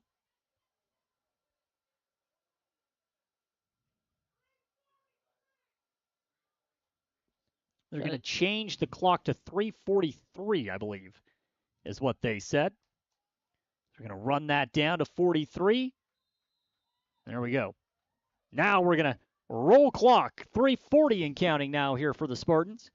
Gilbert comes up under center. Does have a 2-yard touchdown run to his name already tonight. Gilbert. Play action. Rolls out right side. Goes to the end zone. To the corner. Incomplete. Intended for Bernard. So a rare incompletion for Gilbert in this game. That's his 10th attempt. He's got 202 yards. 7 of 10 for 202 and 2 touchdowns. No turnovers. My question is, did you start Trevin Gilbert in your fantasy group this week? Yeah, always. That play right there, though, he knew he had nothing, so he just, kill the play, live for second down. But, yeah, of course you start him. Went to the corner of the end zone where only Bernard could come up with that ball. Incomplete, 2nd and goal. Trev is up underneath center once again. Snap, handoff, end around. Butler close to the goal line. 2nd effort. He's close. Did he get in? No, just shy. Gain of 4 down to about the half-yard line. No, this one's simple. You just bunch him up, push him forward again. Under center, push in, get yourself 6. Give Butler a gain of 3 to be exact. That ball's at the 1-yard line. It is 3rd down and goal to go. Emery trying to pop this one in. Snap, quarterback keeper, push from behind. I don't know if Gilbert broke the plane. Still waiting. They say he did not. So a gain of 1. Not even 1. We'll say no gain. And it's 4th down and goal for Emery at the 1-yard line. And the South Sevier Ram defense is looking for a huge stop with 2:38 to play here in the first half. And Emery will take a timeout. Nope, South Sevier is going to take a timeout. Their first of the first half. 2:34 left to play in the second. Emery 28, South Sevier 13. It is 4th and goal from the 1, Travis. I want to keep it here so we don't come back late and miss a play, as this has been a very fast-moving quarter. Big play, though, for both teams. Even if Emery comes up short, South Sevier is going to have to march the ball 99 yards down the field. But this is no easy task for a defense. I mean, Emery was in prime territory off of that 29-yard pass to Butler. They had 1st and goal inside the 5. Can't pop it in. Yeah, but right now, you just go right back to it. That ball is just, the nose of the football is basically touching the goal line. So all it has to do is break that plane. I'd go back to that same play where you just push the pile forward. Momentum should break the plane, and you should get to yourself 6. You don't want to hand the ball off backwards. 2:34 left here in the first half.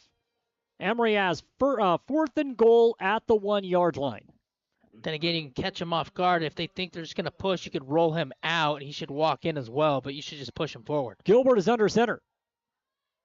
Takes the snap, hands it off. Johnson into the end zone. Touchdown, Emery. Jackson Johnson on a 1-yard run. He's got 56 yards rushing on the day, and he's got his 2nd touchdown as well. Everybody thought under center, they're going to push it forward, so they all dive. They bite that way. He just turns, and JJ into the end zone for 6. Emery has now put 13 points on the board off of turnovers, which is the difference in this game. And they've scored every time they touch the football. High snap. Gilbert gets it down. Atwood's PAT is blocked. So South Sevier limits the damage, but Emery with their largest lead of the game, it's 21 with 2.5 to play in the first half. We're back in 30 seconds. At Eastern Utah Community Credit Union, we have the solutions to your financial goals. From auto loans, RV, home and business, to savings, money market, and certificate accounts. With local people, local lending, and local decisions, you can depend on us.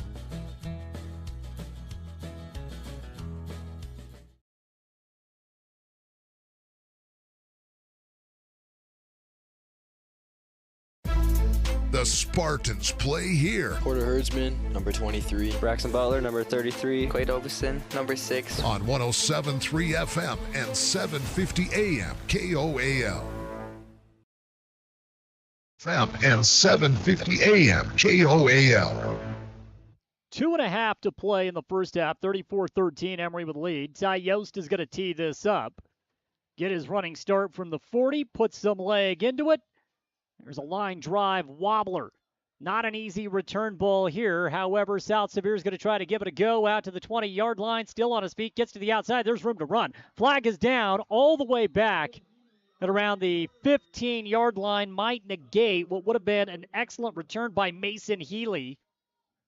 Referee moves the flag up to the 20-yard line, blocking the back against South Sevier, so bring it back with 2:19 to play in the first half. Anytime you have a lot of movement like that where it's kind of just trying to get to the outside, definitely a flag's going to come into play.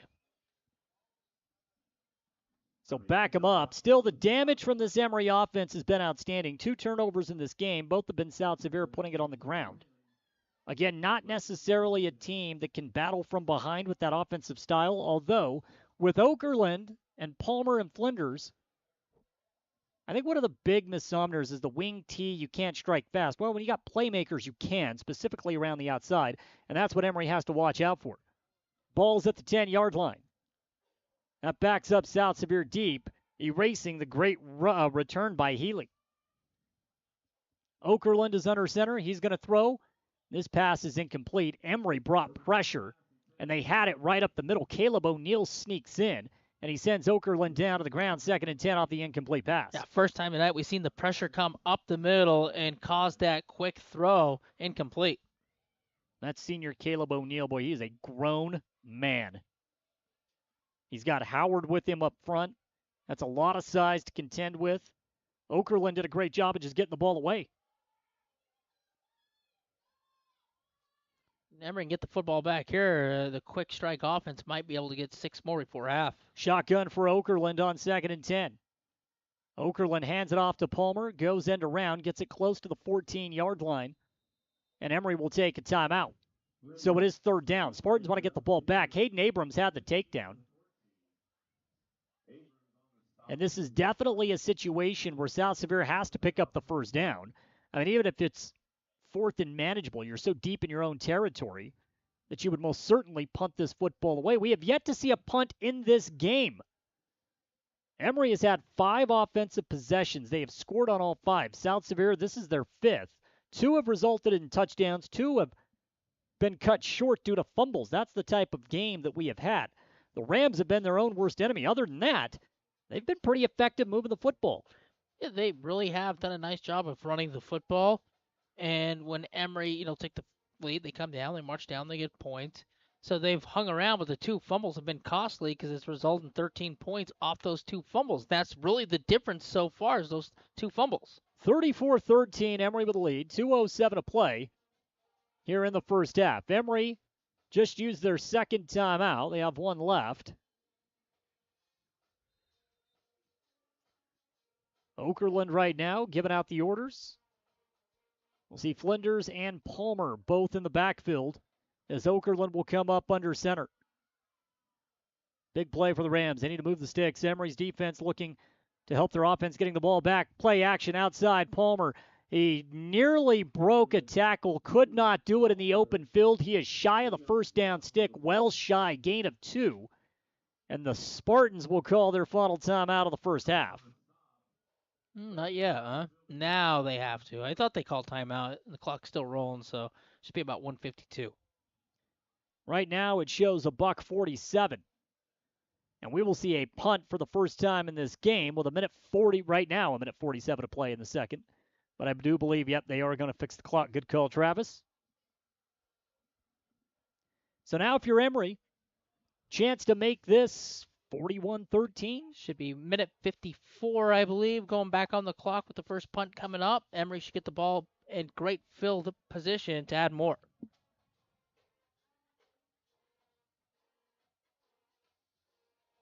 Well, how impressed have you been with this Emery offense? Really impressed. The way that they've responded from 2 weeks ago, they have the bye. They come into this game with, a lot of uncertainty of what happened against San Juan, but they've came in a game that they have to win, and they've shown it. Well, you would think if you can take care of business over the final 3 weeks, you'll be the number 2 seed going into the state tournament. I don't know if it matters between the 2 or the 3 seed. I think it's going to be San Juan a lock at number 1, barring something totally unforeseen happening. And then you look at Emery and Leighton Christian. They should come in 2 and 3 if everything goes as planned. Here comes the punt for the Rams. Helmet eye snap, rugby-style kick. It's a high boomer. Yost grabs it at the 41-yard line, lost his footing, able to recover, and now Ty's got the ball into South Sevier territory. He takes it all the way back to the 45. What a dynamic player. He nearly went down to the ground, slipped, stumbled, managed to regain his composure, split 2 defenders, and gives Emery excellent field position in South Sevier territory. That's important. Field position has definitely benefited Emery. On the 2 turnovers for South Sevier, Emery starts inside the 40. Off the first punt, Emery's going to start in South Sevier territory. Yeah, lost his footing just a little bit, then got upright, got balanced enough, and he almost sprung it free.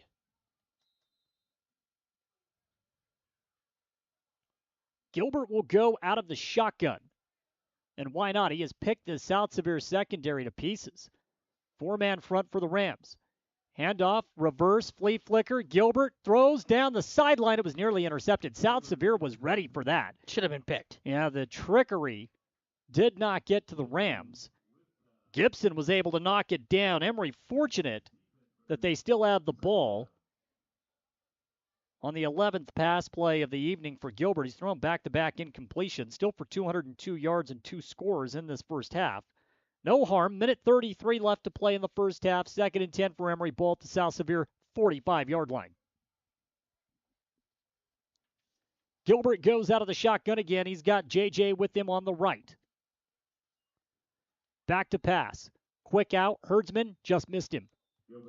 Overshoots him to the sideline, and now it's 3rd down and 10. Emery has converted 3rd and long. They had a 3rd and 12 earlier in this game, and they had no problem. You get off schedule on 1st down, and 2nd down, you're trying to pick up the chunk back.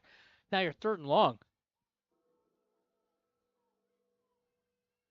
It's been a quick offensive set for Emery. They've not run nearly any time off of that clock with back-to-back incomplete passes. I say it's 4-down territory here for the Spartans. At least you'd have to consider it. Let's see what happens on 3rd and 10. Ball on the far right hash mark. Gilbert, knee-high snap. Plenty of time, goes deep, well beyond the sticks, and overshoots Deacon Mangum, incomplete. It's 4th and 10. Now does Coach Famalo roll the dice, or do you punt and just play it safe field position-wise? Yeah, I'm going to punt. I think they're going to go for this. Gilbert is still out on the field. Nope, here comes the special teams unit. Yeah, you have to punt this football. Well, I take that back. Gilbert is still out on the field. Pooch punt? Maybe. Wade Stilson perfected this. I'm just not giving the Rams the football here if I don't pick it up. Gilbert's going to punt this ball with the limited availability of Jaden Atwood. So he'll stand back at his own 45. There comes the Pooch punt. It's actually perfect, although it will be returned. And then an excellent open field tackle. How about Hayden Abrams getting down on the return, and he gobbled up Mason Healy. That worked to perfection for Emery with 1:15 to play in the first half. Both teams back-to-back punts. A little bit of a different vibe than what we've seen nearly the first 22 minutes of this first half. In fact, the game is even slowed a little bit because of it. That's the first time that Emery's offense bogs down just a little bit. First time they haven't scored points.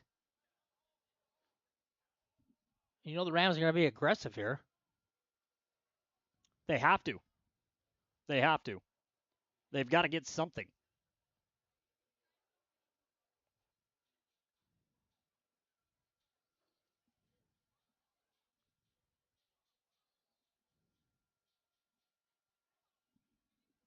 Now we're waiting for the chains to get set. The Rams have a chance to double dip, and if you could do that, you could cut it to a one-score game. So Emery's defense has got to make sure they play tight and they don't give up a big play.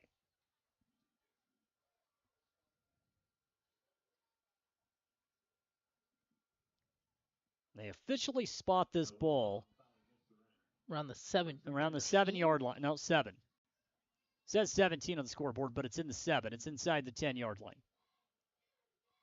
So that play worked out perfectly for Emery. Okerlund is going to throw. First down, he's looking, he's under pressure, sacked back inside the 5. Caleb O'Neill comes from behind as Okerlund was getting ready to toss the ball to the sideline. O'Neal brings him down for the first sack of the ball game, and Big Caleb having himself a night. It's second down at about 15 as that ball is now back at the 5-yard line. Yeah, Caleb, untouched, just wraps him up and throws him down. And that ball back at the 4-yard line, loss of 3. So we're looking, they have it back down, roughly 3-yard line. So we're looking at second down at about 14. And South Sevier now just going to take their time. We're down to 35 seconds to play in this first half. Rams out of the shotgun. Okerlund hands it off to Flinders. Flinders has room to run. He has the first down close to the 20. And the Emery defense able to finally bring him down with 18 seconds to play in the first half. But Flinders once again with a very nice carry. South Sevier can now kneel on the ball and take us to the end of the first half. They're going to take a timeout, Travis. They want to try to get some points, and that is the right call. Down by 3 scores at the moment. You got to try to double dip here. Yeah, there's no point to take the timeouts into the locker room with you. No. Call timeout. 18 seconds, that's a lot of time. You're one, missed tackle away from scoring. At 34-13, that's the score. Emery with the lead. With 18 seconds to play here in the first half. Now, South Sevier does have one more timeout. Ball is at the 20. This drive started at 7, went back to about the 3-yard line off of the sack. And then Flinders, who has had himself a first half here for the Rams, gives the drive new life. Okerlund will have Flinders and Palmer with him in the backfield. I'm going to circle Jagger Red right now. Try to get him into the open field, complete a pass over the middle, and South Sevier's in business. 20-yard line for the Rams. Okerlund instead goes the other way. Gibson has it, dropped it. Might have heard footsteps. Porter Herdsman was creeping in, and it's second down and 10 with 13 seconds to play now in the first half. Ball was perfectly thrown right off the chest, and you said it. Footsteps. I think so. Second down and 10. Only ran 5 seconds off the clock.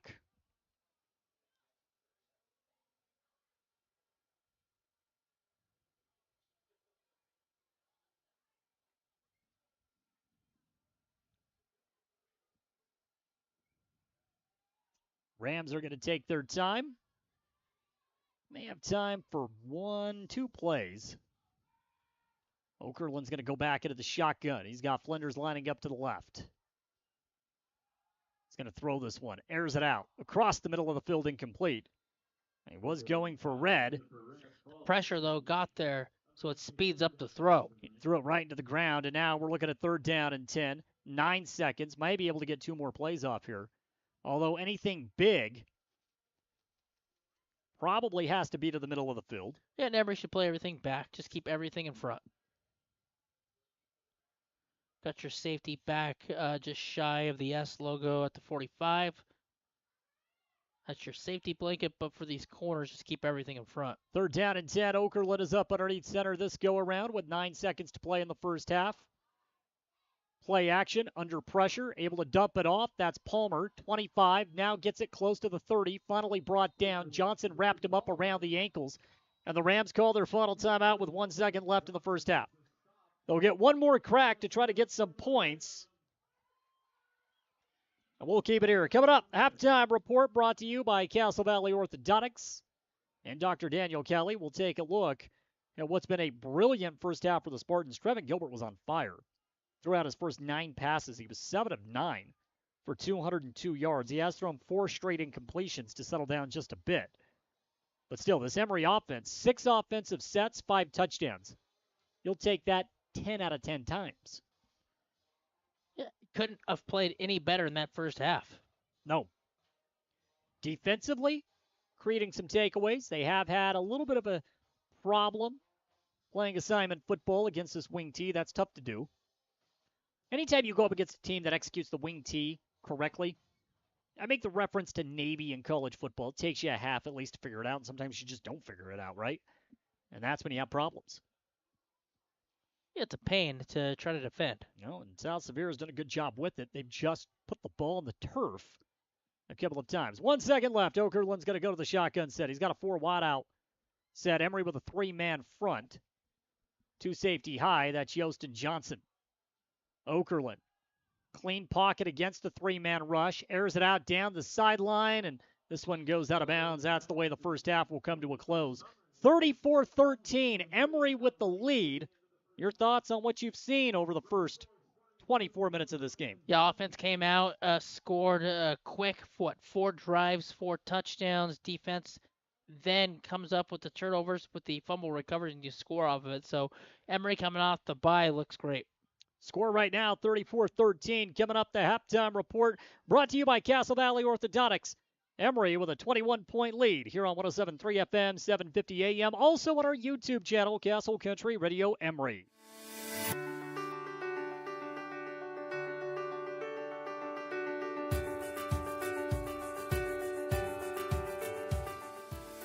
Hi, I'm Dr. Daniel Kelly, owner of Castle Valley Orthodontics. What's keeping you from having a perfect smile? We understand what you want from a local orthodontist, and here at Castle Valley Orthodontics, you'll be treated like family. Call Castle Valley Orthodontics at 637-2222 for a free consultation. You see your friends with their new travel trailers, four-wheelers, and side-by-sides. They're living the dream, right? Well, it doesn't just have to be a dream. You can start living that same dream life today by starting your new career with GMS Mine Repair and Maintenance. GMS is hiring mechanics, electricians, fabricators, experienced and inexperienced miners. They offer high starting wages, benefits, a 401k, and vacation pay. Local jobs are available. Apply today. Email your resume to kbarker@gmsminerepair.com. The dream can be yours with GMS Mine Repair.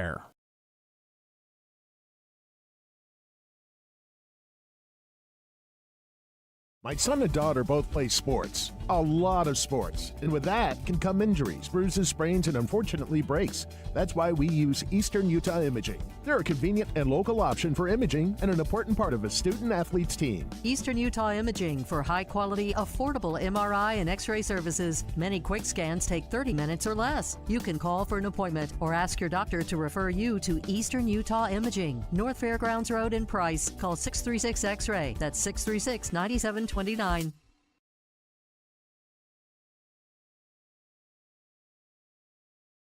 At Landon's Diesel, they understand the heartbeat of your diesel truck. Whether it's the rig that powers your livelihood or the everyday vehicle that drives your life, the trained technicians at Landon's Diesel are here to keep you rolling. Plus, with 24-hour towing service, support's just a call away, anytime, day or night. Drive into Landon's Diesel for expert care tailored to you and your truck, because when your diesel needs expertise, Landon's Diesel is always here. Discover the difference experience makes at Mr. Automotive in Huntington. With over 30 years dedicated to matching the perfect vehicle with the right person in Castle Country, we know a thing or two about cars and about saving you money. Thanks to our low overhead, we're able to pass incredible savings directly on to you. Drive away happy with a deal as reliable as our service. Visit Mr. Automotive today, where experience means savings and you meet your new car.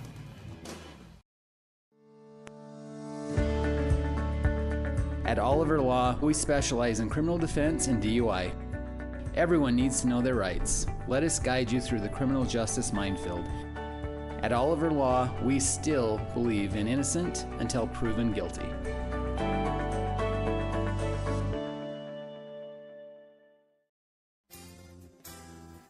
At San Rafael Health, they believe everyone deserves compassionate and dedicated care. Whether you're looking for a place for mom, dad, or any loved one, the doors are open. San Rafael Health accepts private pay, Medicaid, Medicare, and commercial insurance, ensuring quality health care is accessible for all. Let the family at San Rafael Health take care of your family. Call today at 384-2301 and let San Rafael Health provide the care your loved ones deserve.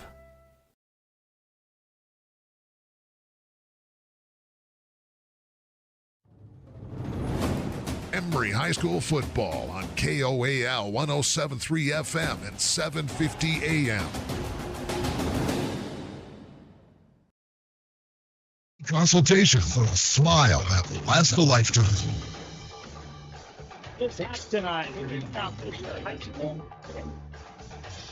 Emery Spartans have gotten off to a pretty solid start. Jordan Buscarini alongside Travis Anderson. Travis, Emery got off to a pretty quality start, scoring on their first 5 possessions of this ball game. You really couldn't ask for much more. Trevin Gilbert, 202 yards, couple of touchdown passes as well. His first 9 passes, he was 7 of 9 for 202 yards, doing whatever he wanted through the air. Yeah, this Emery offense in the passing game can pretty much do whatever they want, whenever they want. And they showed. When they answered back on those 2 touchdown plays, it's just a quick out to the outside. Corners for South Sevier not strong enough to make those open field tackles. Once you break that, a lot of green grass in front, and it shows on the scoreboard. It is the halftime report brought to you by Dr. Daniel Callie at Castle Valley Orthodontics. You can give them a call for a free consultation today, 637-2222. Dr. Callie and the crew down at Castle Valley Orthodontics bringing you the halftime report. Let's take a look at some of the receiver statistics because there are a couple of video game stats here. We talked about Trev having 202 yards and 2 touchdowns. How about Porter Herdsman? 3 grabs, 103 yards and a touchdown, including a 65-yard strike that took 1 play on a drive. That's a really good first half, huh? You would think that's a game stat. That's just in the first half. So we're going to see more of that as this third and fourth quarter come into play. But for the Emery offense coming off the bye week, couldn't have played any better. 3 catches, 70 yards and a touchdown for Hayden Abrams. He also had a 58-yard touchdown. Yeah, I mean, it's simple. This team can throw the ball, they can pass the ball in this defense and get to the spots they need to anytime they want. They're just a little bit slow with the corner spots. The run defense for Emery, that's a work in progress, but they can also run the football on this defense too. So Trevin, 7 of 13, 202 yards, 2 touchdowns. Porter Herdsman has 3 grabs, 103 yards and a touchdown. Hayden Abrams, 3 grabs, 70 yards and a score. And then Braxton Butler had a 29-yard catch right down the seam, set up Emery in a goal-to-go situation. Again, yeah, Braxton's streak play right down the middle of the field, and then you get the quick outs to the outside. They can stretch the field any way they want. Now let's take a look at the running stats for Emery because they also ran the ball effectively in the first half as well. Jackson Johnson, 7 carries, 56 yards and a touchdown. He did have 1 breakaway on a 30-yard. But again, it's been effective. It's been a nice compliment for the passing game, even though Emery does utilize the passing game as an extension of the run. We've seen some success. Johnson has 7 carries for 56 yards. Ty only 2 carries out of the backfield. He's got 4 yards. So Emery has ran it with the backs for 60 yards in the first half. Yeah, there's a couple plays there in the first quarter, second quarter where JJ you thought was going to spring one free. Shoestring tackles slowed him up, and then finally the third one, he got to the outside stretch with the speed. Nobody was going to touch him, and he walked into the end zone. So JJ ran the football very efficiently in the first half. Braxton Butler, 1 carry for 3 yards. That's the offensive statistics for Emery, as they have had a pretty effective first half, 270 yards of total offense. Defensively, they did get off to a slow start. South Sevier put the ball on the ground twice, 2 turnovers that Emery immediately turned into points. That has been the difference in the game. The Spartans forced 1 punt, and then at the end of the first half, South Sevier runs out of time as they try to make something happen with about a minute left.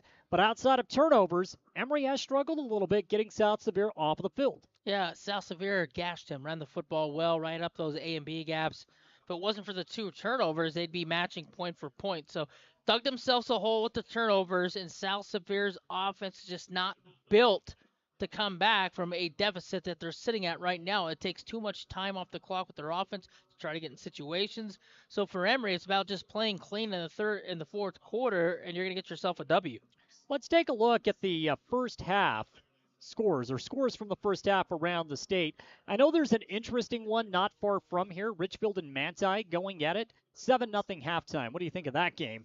I won't call them juggernauts in the 3A classification. They're battling out 7-0 at the end of the first half. Yeah, you expect that from those 2 teams. Those are 2 really good football teams that are well coached, and I expect nothing less, and that's 7-0 battle. Here's another score of interest. North St. Pete 7, Carbon 0 at the break. Defensive battle in that one, both offenses struggling a little bit. We see North St. Pete, it seemed like years ago in that opener. For Carbon, though, that's a game they have to win. That's an important one. The Dinos have to win that game. And I'm looking for some scores of interest within the 2A classification. Not a lot coming in at this moment, but we will keep you up to date as they come in. Milford and Delta going at it. That's a team that we are going to see in the Delta Rapids coming up in just a couple of weeks. They trail Milford at the half 13-6. Yeah, Delta's a team offensively. They struggle at times to put points on the board. Right now, the score at this half, 34-13, Emery by 21. We'll see if the Spartans can keep this moving in the second half. More coming up. It's the halftime report brought to you by Dr. Daniel Callie at Castle Valley Orthodontics right here on 107.3 FM and 750 AM. Second half's right around the corner.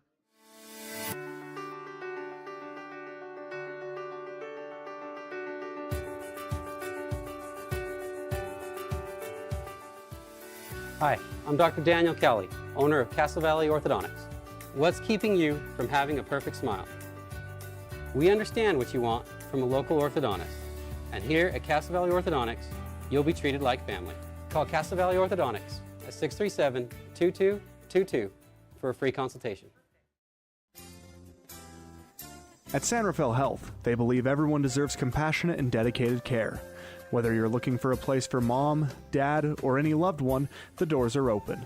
San Rafael Health accepts private pay, Medicaid, Medicare, and commercial insurance, ensuring quality health care is accessible for all. Let the family at San Rafael Health take care of your family. Call today at 384-2301 and let San Rafael Health provide the care your loved ones deserve. Call insurance agent. Hello, customer. Oh, great. I just had a quick question about my insurance. You are 312th in line. Oh, it's just a real quick question. Would you like a callback in 6 hours? Sometimes humans are just more helpful. Hey, Max, I can answer your insurance question. Awesome. Appreciate it. Farm Bureau Financial Services. It's your future. Let's protect it. Contact Farm Bureau agent Jill Jensen in Price today. Transform your space with Spectrum Paint featuring PPG paint, the ideal choice for any home project. Imagine a kaleidoscope of colors at your fingertips, from soothing pastels to vibrant primaries. Whether revamping a room or adding character to your exteriors, Spectrum Paint makes every brush stroke count. Dive into a spectrum where quality meets creativity and paint your world with us. Visit Spectrum Paint to find the perfect shade for your home today.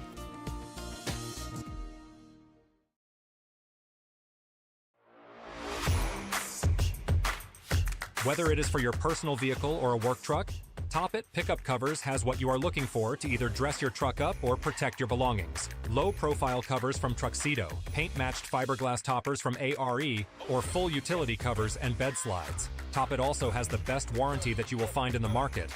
Toppet Pickup Covers, on the west side of I-15, off the 400 South exit in Springville.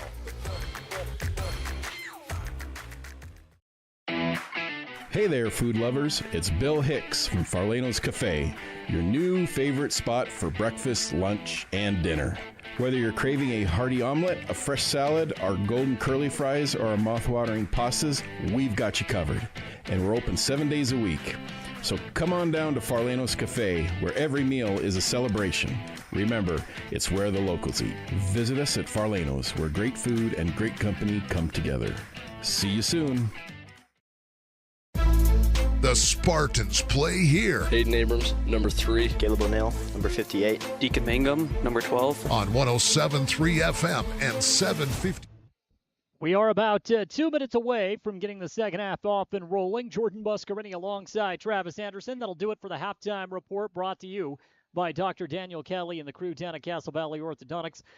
Travis, as we take a look at the second half, Emery's got to be out on the field defensively to get the third quarter off and rolling. You can set tempo immediately. I think that's the storyline, right? If you can go out, establish some dominance, force a turnover, force a quick 3-and-out here in the second half, you should be able to cruise your way to a win. Should. Yeah, you're simple. You're just going to shorten the game up. That's what Emery's really good at. You get the defense out there, you get a stop, you get a 3-and-out, you get the football back, or you make South Sevier take time off the clock, long drive, but they don't get points on it. Then you're just going to see Emery pretty much just run the football, run the game out, and get out of here with a win, and see you next week against Grand.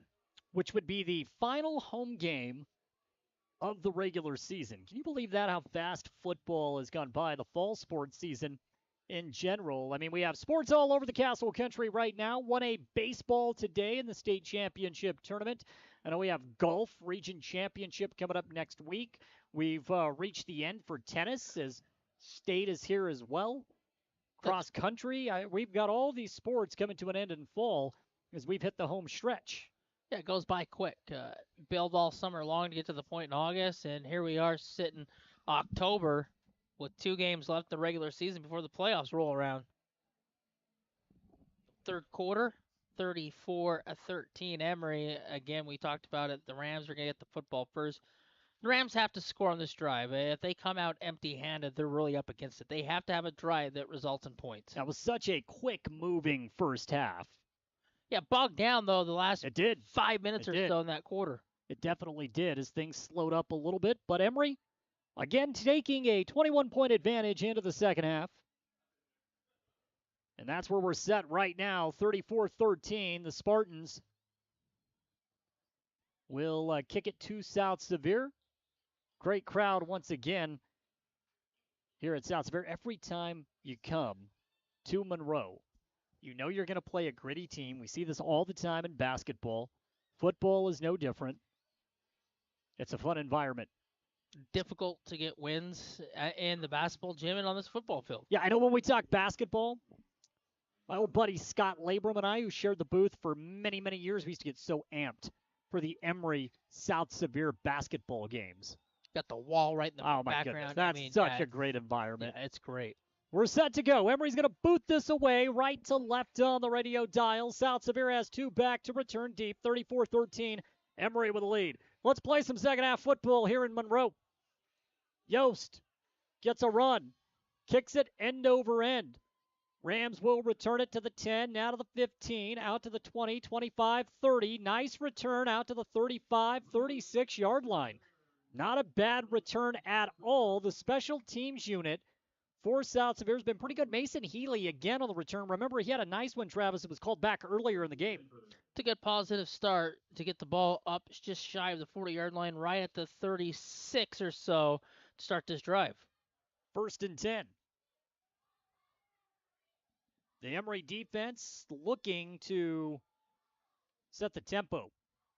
Playing that bend, not break defense. Yeah, they did that a couple of times in that first half, only allowing 13 points due to turnovers. Okerlund is up underneath center, and we have encroachment against Emery. So the Rams are going to start with a free 5 yards. Have the ball now at the 41-yard line. Yeah, someone had a helmet just above the line of scrimmage. Move the ball 5 yards without even snapping it. They have the ball now at the 41. 1st and 10. Ball's on the near right hash mark. A 3-man front for Emery. Citrid, Hadfield, O'Neill. That's what we're looking at right now to get things rolling. Abrams lines up off of the outside along with Mangum in the linebacker spot. Gavin Bernard and Braxton Butler in the middle. Okerlund's going to test the waters. Man-to-man coverage downfield. Tough grab. Caught down to the 30. There was man-to-man coverage. Race Freeman manages to win the battle against Quade Obeson. I think Quade lost it up in the lights. The way he reacted, and the ball comes down, and Freeman makes the catch. 1st down already into Emery territory to start this third quarter. 30-yard strike, 30 seconds into the second half. South Sevier had to have something like this, and now they are threatening yet again. Man-to-man coverage off of the outside. Okerlund takes advantage. Solid gain. Split formation now for Okerlund. 2 in the backfield. Motion man is coming. Hands it off, and I believe that was Palmer on the carry. I believe. And Palmer gains 2 yards to set up 2nd down and 8. They just tried to run through that side where the success in the first half was. Emery's defense not allowing anything short gain. They ruled a gain of 3, so 2nd down and 7. 1 minute gone by here in the third quarter. Emery 34, South Sevier 13. 2A South showdown. Okerlund will come up underneath center. He's got 2 in the backfield yet again. Handoff goes right back to Palmer, and Palmer is met in the backfield. Late flag. Hayden Abrams had the takedown. A lot of extracurricular activity. This appeared to be a dead ball foul, but I think it's going to go against South Sevier, just looking at the body language. With a flag out at about the 25-yard line at will. This is going to back the Rams up. Shoved a Emery defender after the play. Personal foul. And that is costly for South Sevier. Already difficult for this team to work behind the sticks out of the wing tee, and now you are way behind the sticks. Ball back at the 40. You got to get all the way to the 20-yard line for a first down.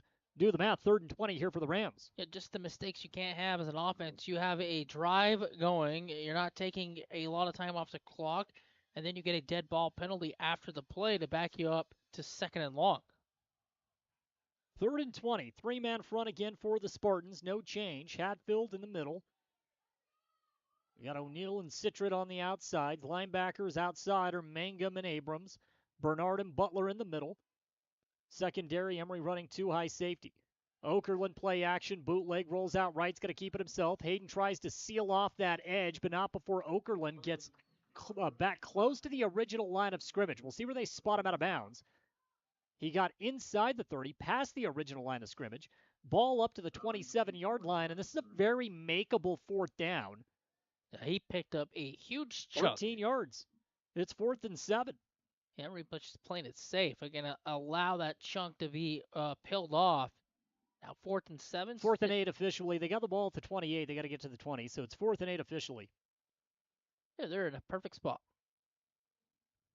Nice chunk of yardage for Okerlund off of the bootleg. And now Emery going to remain with that 3-man front. Outside linebackers creeping up. 3 wideouts left side here for Okerlund. 1 man in the backfield. Motion is coming for Flinders. A lot of movement. Okerlund, play action, rolls out, fires beyond the sticks. Incomplete. Ty Yost on the defense.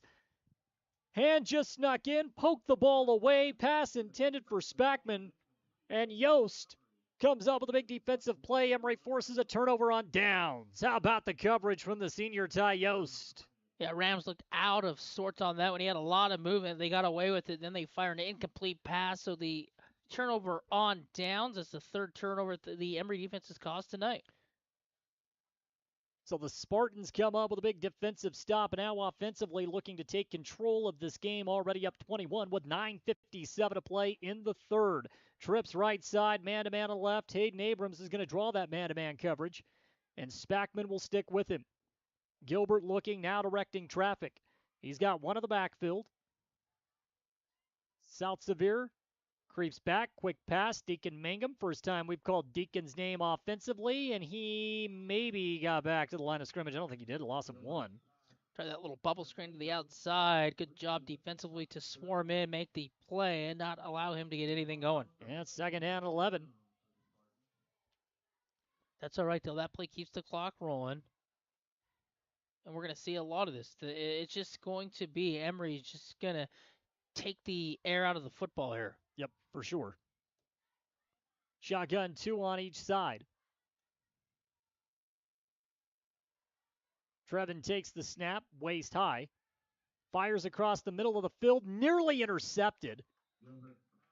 And that is, once again, excellent defense out of the secondary for the Rams. Bridger Bradshaw got a hand on it, poked it away, and the Spartans are faced with 3rd and 11. So both offenses got off to the hot start. Both have now calmed just a bit.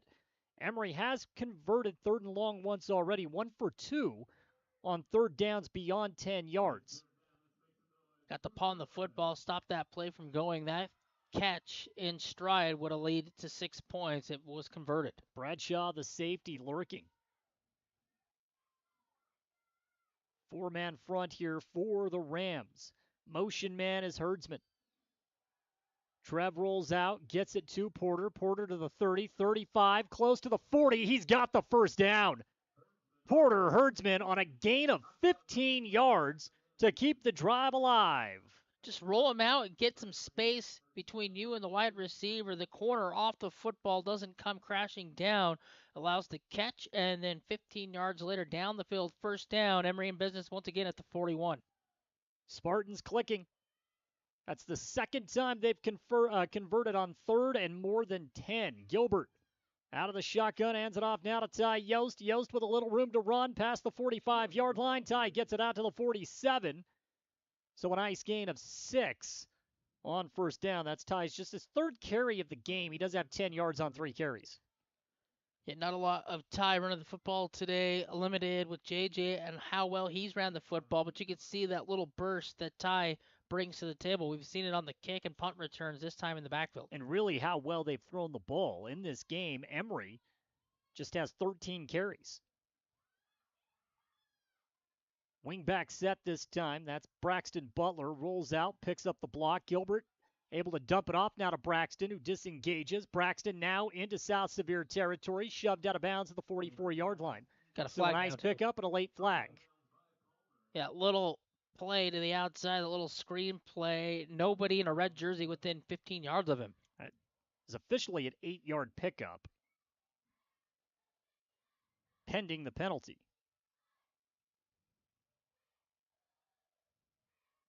Second grab for Butler, who now has 37 yards receiving. Face mask? It's a late hit. And so the Rams have been penalized with 2 personal fouls here in the second half. They played really disciplined football throughout the first 2 quarters, not so much here to get the third rolling. Those are really 2 crucial penalties for 30 yards. Yeah, the offensive one that they had put them in a 3rd and 20. Yeah. And then they got 4th and 8, and then they have to roll it and try to make a play, and they couldn't do it. Now Emery with the ball inside the 30 to the South Sevier 29. Ball's parked on the far right hash mark. Gilbert has this Emery offense moving like a well-oiled machine. He's thrown for 224 yards and 3 touchdowns. He's got another score on the ground. Gilbert's going to stay out of the shotgun set. Abrams is going to go in motion, left to right, trips, stops in the slot. And we have an incomplete pass, but this is going to be a legal motion against Emery.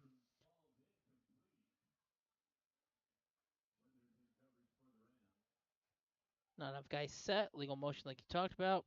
Incomplete anyways. Easy call for the White Hat to make. South Sevier will accept that penalty, and 1st and 10 is now 1st and 15. Or will they? I believe. Yes. No, they will decline it. Yeah, it took a little bit of time to decide. They want 2nd and 10. They want the lesser of the downs. I would have backed him up 1st and 15. There's still some confusion on this. Let's see.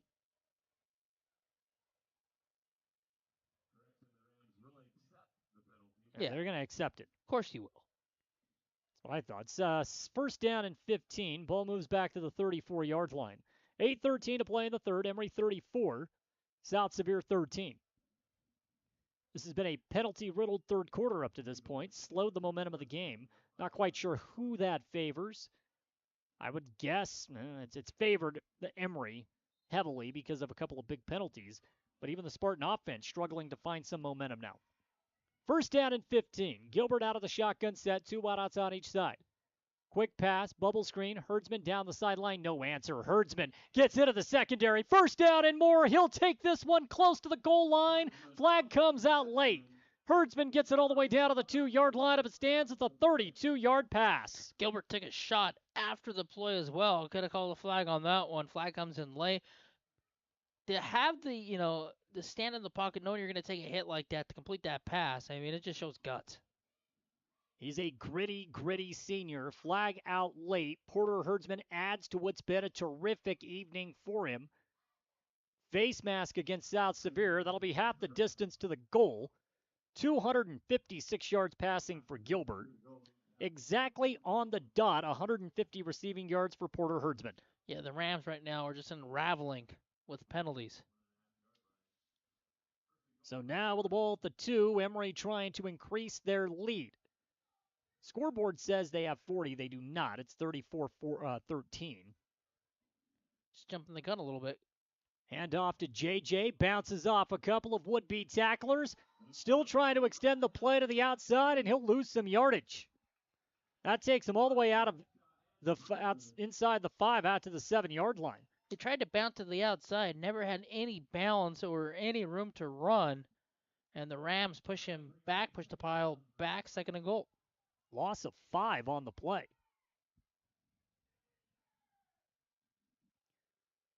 34-13, 7.5 to play here in the third. Out of the shotgun. Gilbert. He's going to throw on 2nd. Goes to the corner of the end zone, overshoots his intended target, Porter Herdsman. And now we're looking at 3rd down and goal to go with the ball at the 7-yard line. It just runs a little hitch play, wide open, and overshot him. 21's back. Just didn't have his feet set. and you could tell when the feet weren't set, he was a little bit high with the football. Third down. 7:22 to play in the third. Emery running into a little bit of trouble finishing off this drive.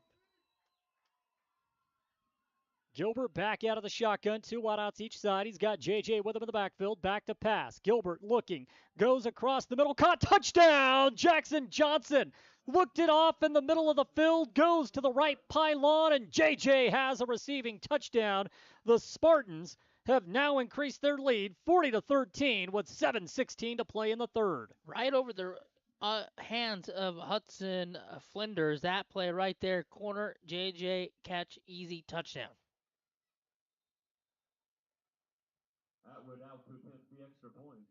That's how you statement drive after the 4th down stop. Atwood comes out to attempt. Gilbert the holder. Jaden's PAT is good. 41-13 Emery. 7:16 to play in the third. We'll pause for 30 seconds. Emery will kick back to South Sevier when we return. Looking to transform your space? At 123 Remodeling, we specialize in bringing your vision to life. From electrical upgrades to seamless drywall finishes and expert garage door installations, we handle it all with precision and care right here in Carbon and Emery County.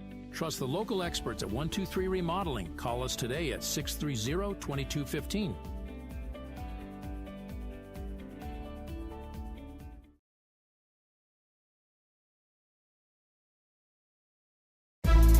The Spartans play here. Hayden Abrams, number 3. Caleb O'Neill, number 58. Deacon Mangum, number 12. On 107.3 FM and 750 AM KOAL.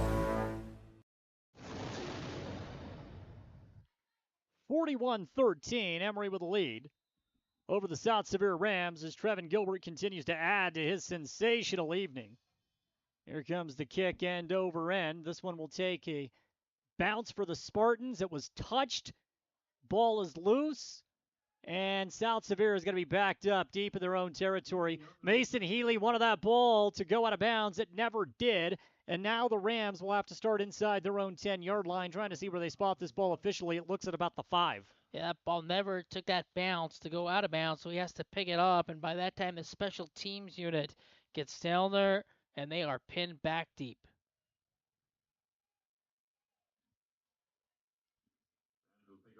They spotted at the 6-yard line. So 94 yards of green for South Sevier in front in what's been a disastrous third quarter. And a team that's been very competitive up until, it's been self-inflicted wounds, Travis. The self-inflicted wounds, like you talk about, really cost them putting the ball in the turf, the 4th down stop, the penalties. It just hasn't been clean since that second quarter mark. Okerlund will go into the shotgun set. Roll out. Thought about throwing on the run. Now reverses field. He's got room to run. He's past the 10. Okerlund making it happen with his feet past the 20-yard line. Gets it out to the 25. Big chunk of change. A run of 20 for Okerlund. Getting Okerlund out in space, letting him use his feet has been a really strong point for this offense. And that time you can see at the 5-yard line, they punch it up, pick up 10, 15 yards on that play. Kenyon Okerlund. Officially a 19-yard pickup as he gets it out to the 25-yard line. Clock will move. Under 7 to play in the third. Emery 41, South Sevier 13. Largest lead of the game for the Spartans. A touchdown away from putting the mercy rule in play, but the defense has got to get a stop here. Okerlund hands it off. This will go for good yardage for South Sevier again. The misdirection has been a problem. Flag is down. And Travis, you're saying it's coming back? Yeah, there's a hold right in the middle where he made that initial burst upfield. Should be coming back. Referee's talking about it right now. And it is a hold against South Sevier. More costly penalties. I know that's a 10-yard flag. However, it's a lot more than that because it's going to negate a heck of a run. And now the Rams back inside their own 20. They spot this back at the 15-yard line. They have to get all the way to the Emery 35, so it is 1st and 20. Should be first down, not second. They got to get the ball marker fixed.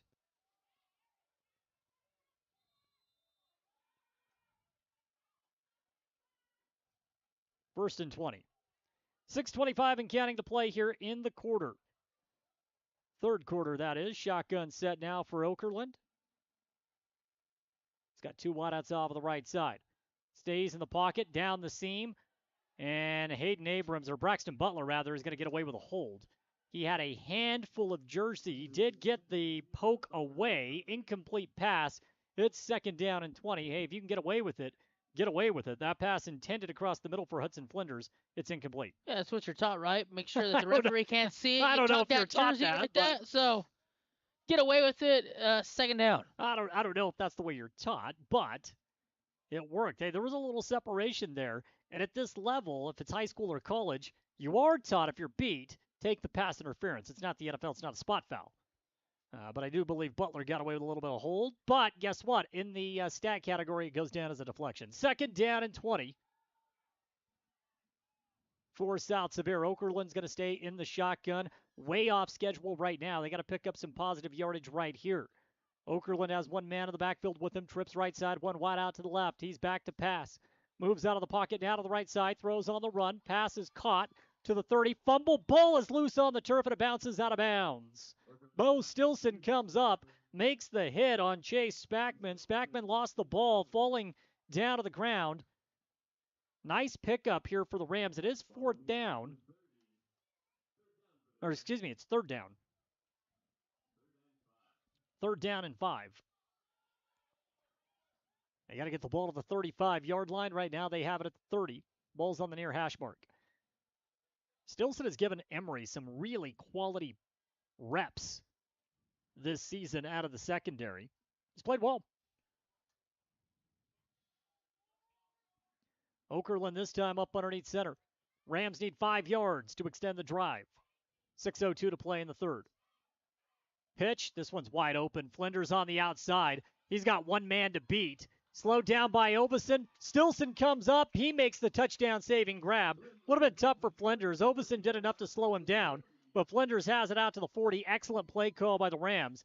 And Flinders is able to push it, get a fresh set of downs, and now South Sevier has the ball in plus territory. A drive that started back at the 7-yard or 6-yard line. Yeah, you could read that play, and you could see it developing what was going to happen with the speed to the outside. Had a linebacker slow-footed on the outside, couldn't get there.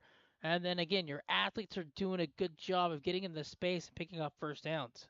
1st and 10. Rams at the Emery 40-yard line and moving. 5:53 to play in the 3rd. 41-13, Emery with the advantage.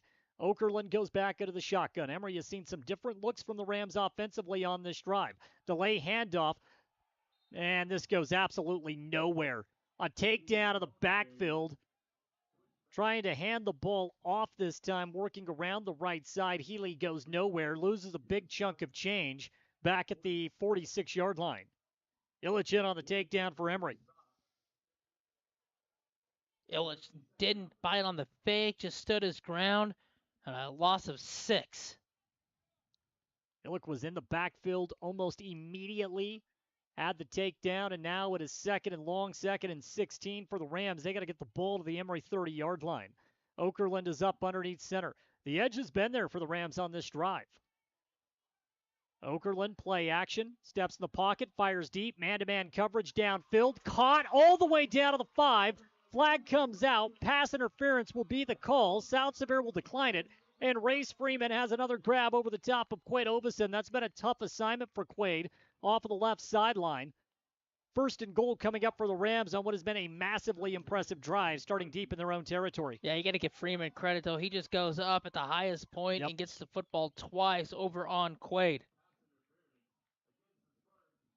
That's a heck of a throw, but an even better catch to go up and bring that football down with the traffic. Pass interference was the call. The Rams decline, and now they have a goal-to-go situation with 5:02 to play here in the 3rd.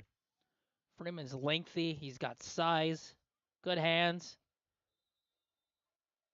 That's twice he's came up with a big play for his team. Yep. And this drive being capped off back at the 5. Really impressive for this offense. Rams trying to capitalize, and now we have movement. Every time this offense develops a little bit of momentum, a penalty, has reared its ugly head here in the third quarter with 4:45 to play. Back him up an additional 5 yards. I think that's Chase Spackman who flinched. Just get so antsy. It's first and goal. It's short yardage. You just get a little bit antsy. You just got to stay your ground. That backs out Sevier up to the 8-yard line. Okerlund is underneath center. He's got 2 in the backfield. Man is coming in motion. Hands it off. Flinders lost the football. It's loose on the ground. There is a scrum, and I believe South Sevier lucked out and fell on the football. They did. It goes for a positive gain. Flinders was the guy that ended up falling on the loose ball. And now it's second and goal from the 4-yard line for the Rams. Never had the ball tight to the chest. You can see as he's running, it was loose. It goes up in the air, falls to the turf. And for South Sevier, they pounce on it. A lucky break, lucky mounts.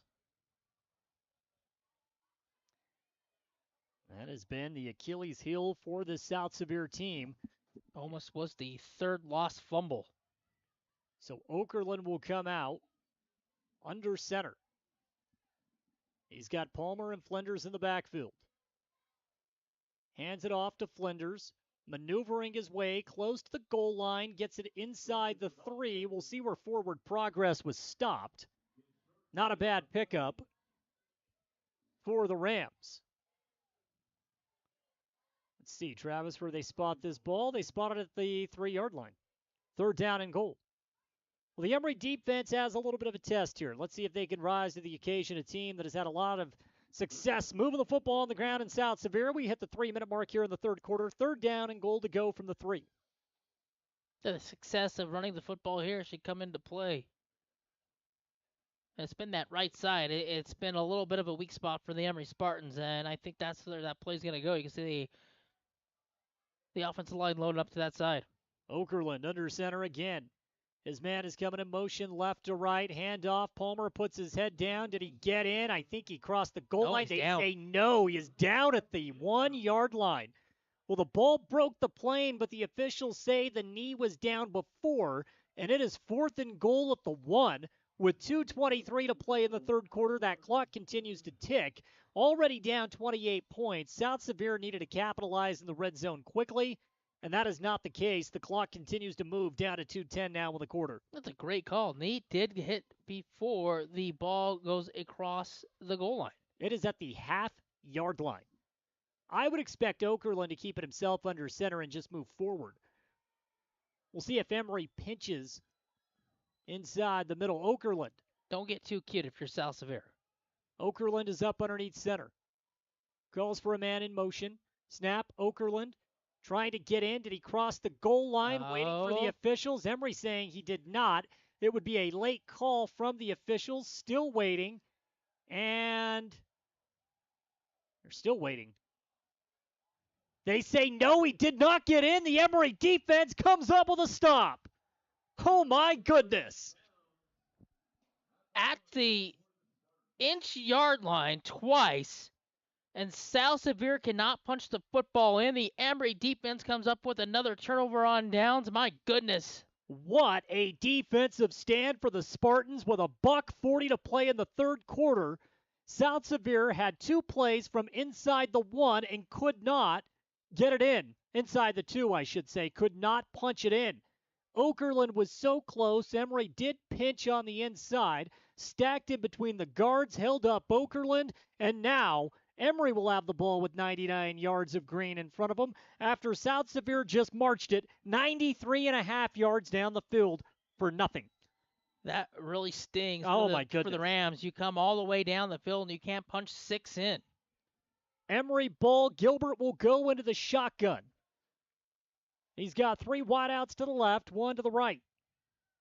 Gilbert off the snap. Under pressure, fires. He's got Hertzman. He just overshoots Porter. And if that's on the money, we have the longest offensive play possible for the Spartans because they are at the half-yard line. Trev just missed Porter, who had separation on the outside at 2nd and 10. All he had to do is just take a little bit off the football, just a little bit loft play, not to strike. If it's a loft or It's over the top of the defense. It's in stride. It's 99 yards the other way for a touchdown. 2nd down and 10. There's man-to-man coverage again. Go right back to the well. Off of the right side. We'll see if that is the case. Gilbert rolls out right side. Throws it, intercepted, touchdown South Sevier. It's a really poor decision to throw that football blindside like that. Mason Healy picked that pass off at about the 5-yard line and walked in completely untouched. And the Rams are back in the ball game with 1:29 to play in the third. The defense rises to the occasion for the Rams, and it's 41-19. Yeah, the lone mistake tonight by Gilbert. Backpedal just a little bit off balance and throws it right to a red jersey who walks it right into the end zone for 6. So after all that, they get the 6 points that they came up short with. Healy with the 5-yard interception return for a touchdown comes with 1:29 to play in the third quarter. And the PAT is blocked. Bad snap. Blocked PAT. Second one tonight. Damage done. South Sevier's defense gets rid of the second half goose egg. 41-19. The Rams will kick it to Emery when we return. At A Perfect Smile, they specialize in transforming your smile with precision and care. From porcelain veneers and dental implants to orthodontics, crowns, and bridges, their expertise covers every aspect of general and cosmetic dentistry. Dr. Jackson and his team are here to address even the most challenging dental concerns, helping you achieve a smile you'll love. Ready for a smile makeover? Call A Perfect Smile today, 637-2100, to schedule an appointment. Emery High School football on KOAL 107.3 FM and 750 AM. Yeah. 1:29 to play in the third quarter. South Sevier's defense, a pick 6 from 5 yards out. You don't see that too often. Mason Healy, who has come close to breaking a couple on the offensive side, says, I'll get my score defensively, Travis. That's a good play defensively to just sit right down in the zone, and Healy does the rest, takes it 5 yards down into the end zone. Rams will boot this ball away from the 40. Back to return deep, 2 explosive returnmen for the Spartans. Here's an onside kick. Gavin Bernard he took a shot, but Travis, he was well alert of the surprise onside, and he snags that ball at the 46-yard line. What a play by Bernard. Yeah, I think you could feel that onside was going to come after that score with the 1:28 left here in the third, and then the fourth, the way the offense moves.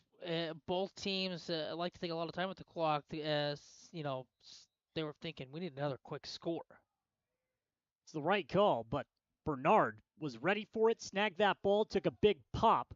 Grown man play, and now Emery has the ball near midfield at the 46-yard line. 1:28 to play in the third. Emery 41, South Sevier 19.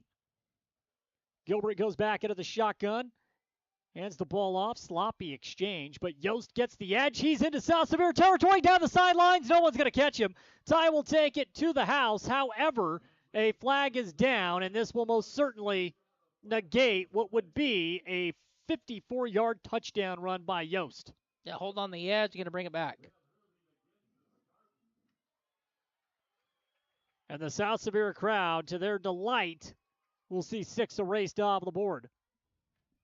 We've been waiting for Ty to have that explosive play. Nearly had it there, but it is called back off of a hold. And with 1:16 to play in the third, Emery will now have the ball back at the 36-yard line, needing to get to South Sevier's side of the field at the 44. Yeah, both teams with costly holding calls to take points off the board. 1:16 left here in the third. Emery will go 3 wideouts, 2 to the right, 1 to the left. Ty out of the backfield on the delayed handoff is brought down. That was an excellent tackle out of the backfield by Kyson Jensen. And now it's second down and long for Emery off of the loss. It's a really solid play coming downhill to make that tackle in the open field. Ruled out a loss of 3 for Ty. Loss on a run, a hole, takes points off the boards. Now you're 2nd and 22. All Emery has to do, they got to run one more play here in this quarter, then they can take it to the 4th.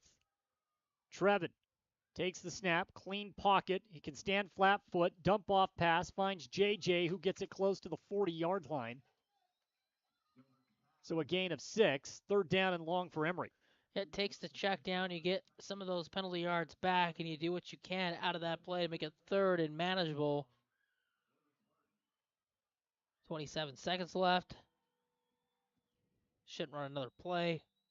Get to the 4th. Well, they say that got out of bounds. It was not shoved out of bounds, was JJ, so the clock stops. Emery's got to run one more at least. 3rd down at about 18. It was 3rd and 24, so a gain of 6. 3rd and 18. Trevin calls for a motion man, moving right to left on the dial. It's Herdsman. Trevin back to pass. He's looking for Porter. Goes the complete opposite way into the middle of the field. Is that pass intercepted? It is, but a flag comes out, and that's going to be pass interference on Freeman. Yeah, Freeman yanked him down before the ball was there. That's an easy call. It is. It is. Pass was intercepted. It was intended for Braxton Butler, but there was tons of contact, and there's no question that Freeman got there early. Pass interference against the Rams. Had his hand on his back as well, and then as the ball's coming through, just throws him down. Home team doesn't like it, crowd, but it's the right call. Well, if the flag stays in the pocket, it's a huge momentum boost for South Sevier, who can get back into this game. But with that, it is a very, very manageable 3rd down now for the Spartans. That 15-yard penalty takes the ball to South Sevier's side of the field at the 47. Emery's got to get to the 44. So we're looking at 3rd and 3. That's a game changer with 19 seconds to play in the 3rd. 4-down territory for sure for Emery. Gilbert out of the shotgun. He's got 2 wideouts to the left, 1 to the right with a wingback in Butler. Takes the snap, hands it off to JJ. He dives forward, close to the 1st down stick. He will be a yard shy. He gets it up to the 45-yard line, and Coach Famalo will have an extended period to think about this as we go to the end of 3. 4th down and 1 for Emery. That's how we'll start the 4th quarter. The two teams battle to we can't say a tie. Emery scores 7. South Sevier scores 6 in the quarter. We're down to the final 12 minutes, and we'll get the 4th quarter off and rolling when we return. Looking for financial solutions? At Cache Valley Bank, they're here to help.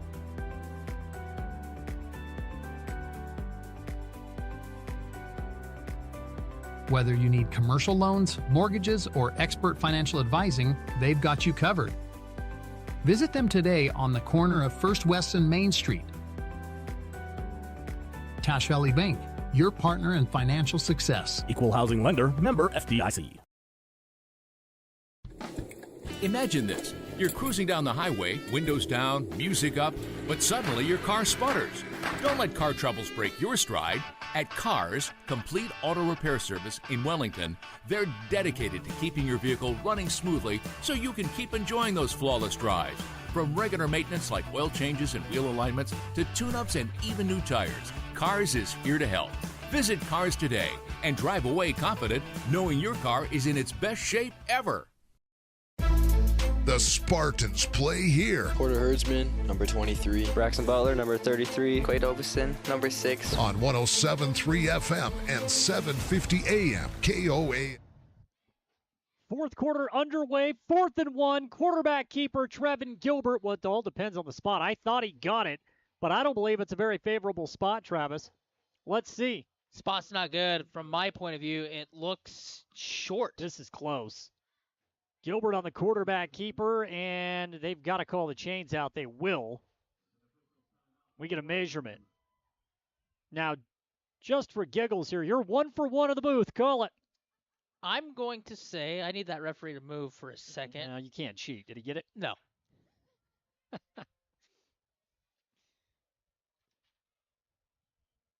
I said no when initially. I'm going to stick with it. I think he's short. Oh, it's close. I don't think he got a good spot. We get an excellent view here on our video on YouTube. Castle Country Radio Emery, that's our YouTube channel. Let's see. This is going to be close. Stretch it out. Emery got it. First down by about half a ball. Gilbert keeps it, gets just enough. Fresh setup down for the Spartans to get this fourth quarter moving. 1 for 2. It's all right. I'll take the first down. Batting 500. First and 10 now for Emery. 11:53 to play in the game. 41-19 Spartans with the advantage. Gilbert's going to stick into the shotgun set. 2 wide outs to the right, 2 to the left. He's got Johnson with him in the backfield. South Sevier with a 4-man front. Snap. Gilbert back to pass. Not a ton of pressure. Wants to go deep. Hayden Abrams. Caught. Abrams can't keep his footing and drop the football. Will they rule it complete or incomplete? They are saying it is a completed pass, and Abrams fumbled the football. South Sevier's bench is going crazy, saying he never had control of it. The officials say, yes, he did. From where I'm sitting, I'm kind of on a different angle than you. I thought it was incomplete. Tough to see. Thought he went up as he was coming down with the football, got jarred loose. But the referee's the only one that counts with his decision. Said he came down with the football and then made a football move and then fumbled the football. Well, Hayden jumped on that ball immediately. So a gain of 35 for Emery. And now they have it inside the 5-yard line. Trevin's going to stick out of the shotgun set. Takes the snap, rolls out right side, goes to the end zone, caught, touchdown, Porter Herdsman. And it's 48-19, or 48-19, or 47-19, excuse me. We'll PAT pending, of course, but Herdsman with another touchdown, his second of the evening, and Emery extends that advantage. Yeah, Porter just has a one-on-one with Spackman. Spackman thought he was going to have help over the top. He doesn't. That's an easy pitch and catch for 6. Atwood will come out to attempt the PAT with 11:16 to play in the game, 47-19. Emery with the advantage. Snap is good, hold is good, the PAT, it is good. 48-19.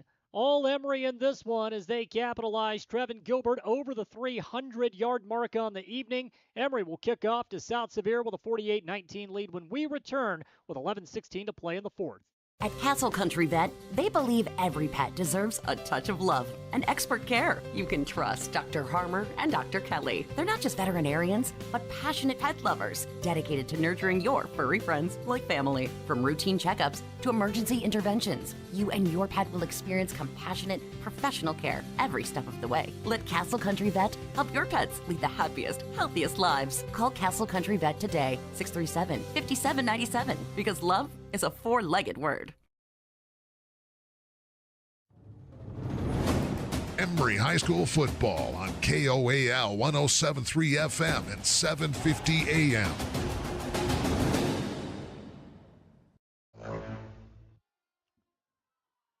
Fourth quarter, Emery leads 48-19 over South Sevier.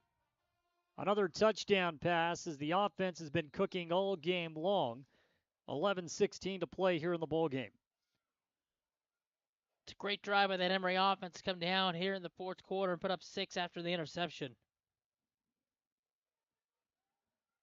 29-point lead for Emery.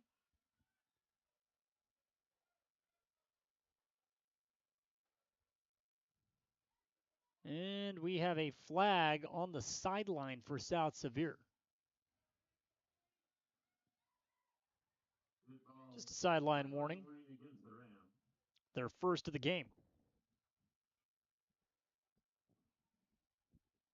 I think the Rams are still upset about the 35-yard pass where Abrams dropped the ball. He dove on it as if it was a fumble. The referees agreed that he had control, lost it going down, and now we have another flag.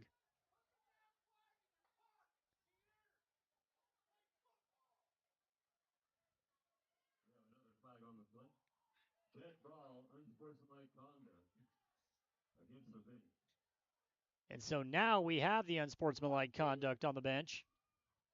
And you can hear the South Sevier faithful a little bit upset at the way this game has gone. Give you a scoreboard update on the game playing on our sister station, 95.3 The Peak. End of the third quarter, North St. Pete leads Carbon 10-7. That is a doozy. We knew it would be. 2 opponents that we have seen this year. Emery did beat both. Now we're going to move this ball up to the 45-yard line. Yost can get a running start and perhaps put this one into the end zone. Ty has been the kickoff specialist tonight. Trevin Gilbert handled the one punt. Atwood has handled the PATs.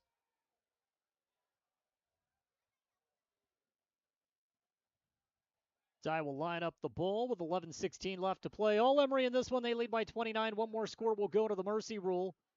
We've been on the brink of it, but South Sevier's done a good job of keeping it off the board. Ty's got it lined up, gets his running start, puts some leg into it end over end, and this one goes out of the back of the end zone. Touchback. South Sevier will have the ball at the 20. While we have a break in the action, do not forget, you can get to Eastern Utah Community Credit Union, any of the branches, and pick up your Spirit card. Yes, your Spirit card can feature the Emery Spartans logo. You can go pick that up at Eastern Utah Community Credit Union. Take the Spartans with you wherever you go. It's a beautiful picture. I actually have one with me right now. You can take a look at that. Home of Scholars and Champions, it says. The Eastern Utah Community Credit Union Emery High School Spirit card. Go pick it up at any of the branches. First down and 10 for South Sevier. Ball on their own 20 with 11:16 to play. South Sevier has had quite a bit of success on the offensive side of the ball, yet you look at the scoreboard, you see them down by 29, and they only have 19 points. Okerlund goes to a pass, wants to work the sideline. It is complete. Bo Stilson on the takedown as the ball goes out to the 25-yard line. Caught by Slade Summerhays. First time we've called Summerhays' name, and a gain of 5. 2nd and 5 coming up. Yeah, a lot of emotion in this quarter. A lot of frustration by South Sevier. It's boiled over. And for Emery, 11 minutes away from getting back in the win column with 2 games remaining, the last home game next week, setting themselves up nicely to get that 2 seed when the playoffs roll around here in a couple weeks. Yeah, looking to get to 5-2 on the season. Best possible scenario for Emery, 7-2. That would be one heck of a regular season, one of the best in recent memory. Handoff going Flinders. He's into the secondary. He's got one man to beat, and right as I say that, he was caught from behind by Quade Ovison. Looked like he had a man-to-man against Stilson at the 50-yard line. Quade come up from behind, makes the tackle, but not before Flinders gets it out to the South Sevier 47-yard line. Yeah, Quade chasing down from behind. It looked like he had a lot of room to run, and out of nowhere, Quade came over, made the tackle, saved a bigger play from happening. First down and 10 for the Rams. Ball is on the near hash mark.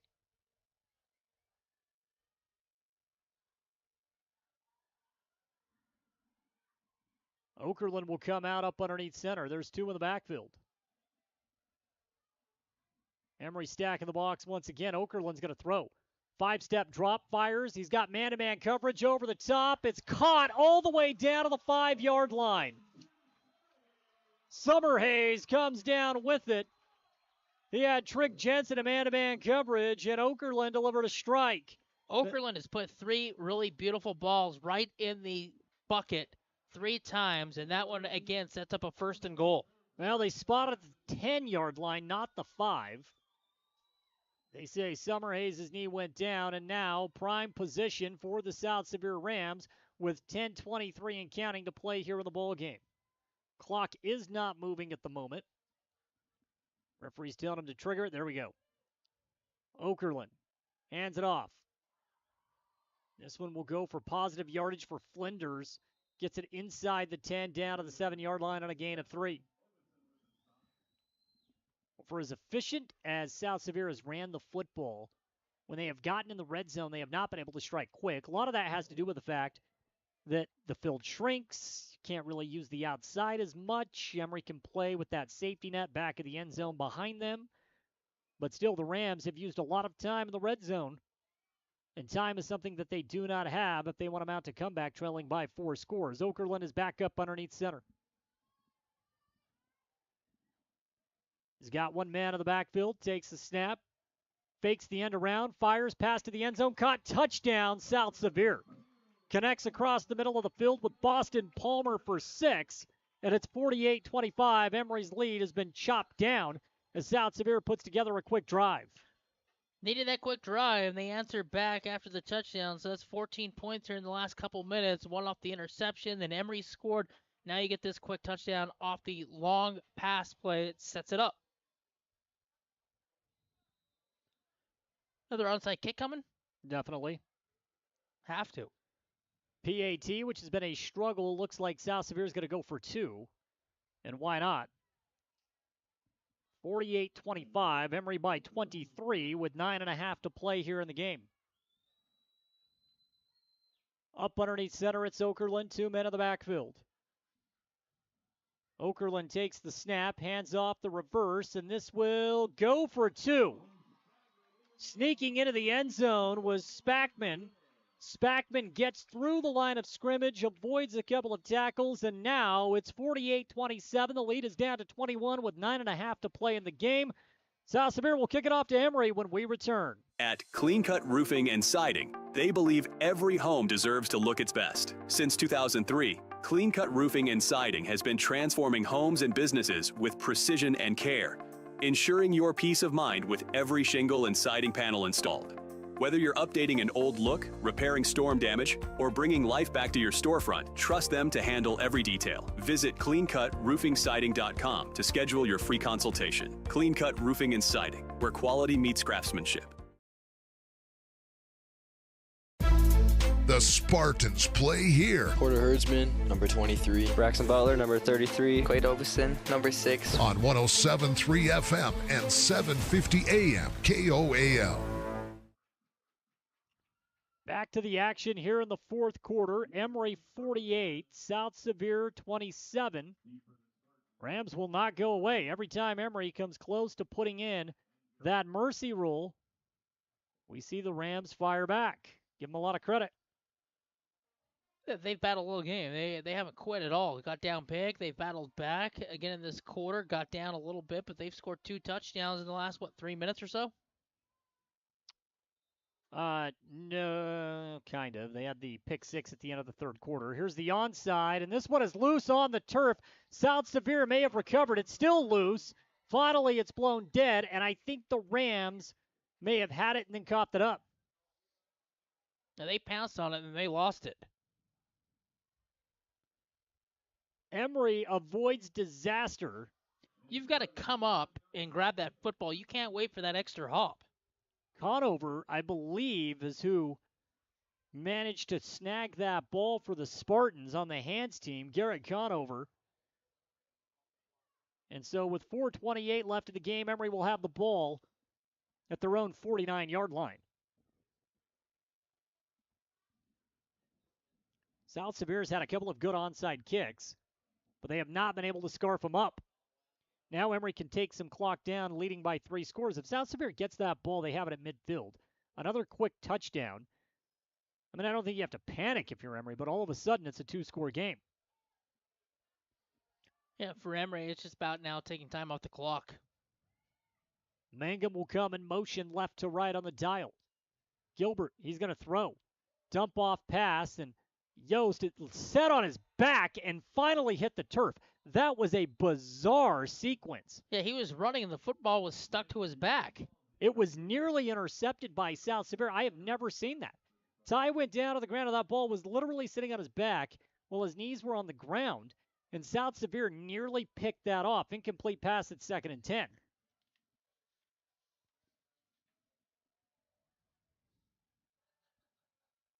Well, Gilbert has thrown the football a lot. That was his 25th attempt. He's got 309 yards and multiple strikes through the air. 2nd down. Hand off to Ty. Ty finds a gap. That's all he needs is the little sliver. And he's able to take it into South Sevier territory inside the 45 down to the 44-yard line. So a gain of 7 to set up 3rd and 3. Yeah, that's what they should be doing, is just running the football, taking their time getting up to the line of scrimmage, snapping that ball at the last possible second. Under 9 minutes to play in the game. Emery 48, South Sevier 27. 3rd down and 3. Got to get to the 41. Handoff yet again. This will go for big yardage. Ty Yost down the sideline. He's all the way down to the 21-yard line. A gain of 23 for Ty Yost. Stretch, get to the outside, and then use your legs, and he rumbles for the 1st down. Had the ball at the 44, takes it all the way down to the 21, just outside of the red zone with 8:30 to play in the game. Emery again knocking on the door to add 6 more and wash out what South Sevier just accomplished a few moments ago. Trips to the left, one to the right, one man in the backfield for Emery. Gilbert, quick pass, and it's incomplete. Through the hands of Deacon Mangum. Clock's going to stop. Just don't understand throwing the football. 8:15, Emery's going to keep their offense moving, perhaps out of the bye week. Want to get as many positive reps, possible reps for the starting group. She just took 30 yards on 2 run plays. Well, Jackson Johnson is now the man in the backfield. 3 wideouts left side, 1 to the right. 4-man front here for the Rams. Gilbert taking his time, directing some traffic, getting in the play call from the sideline.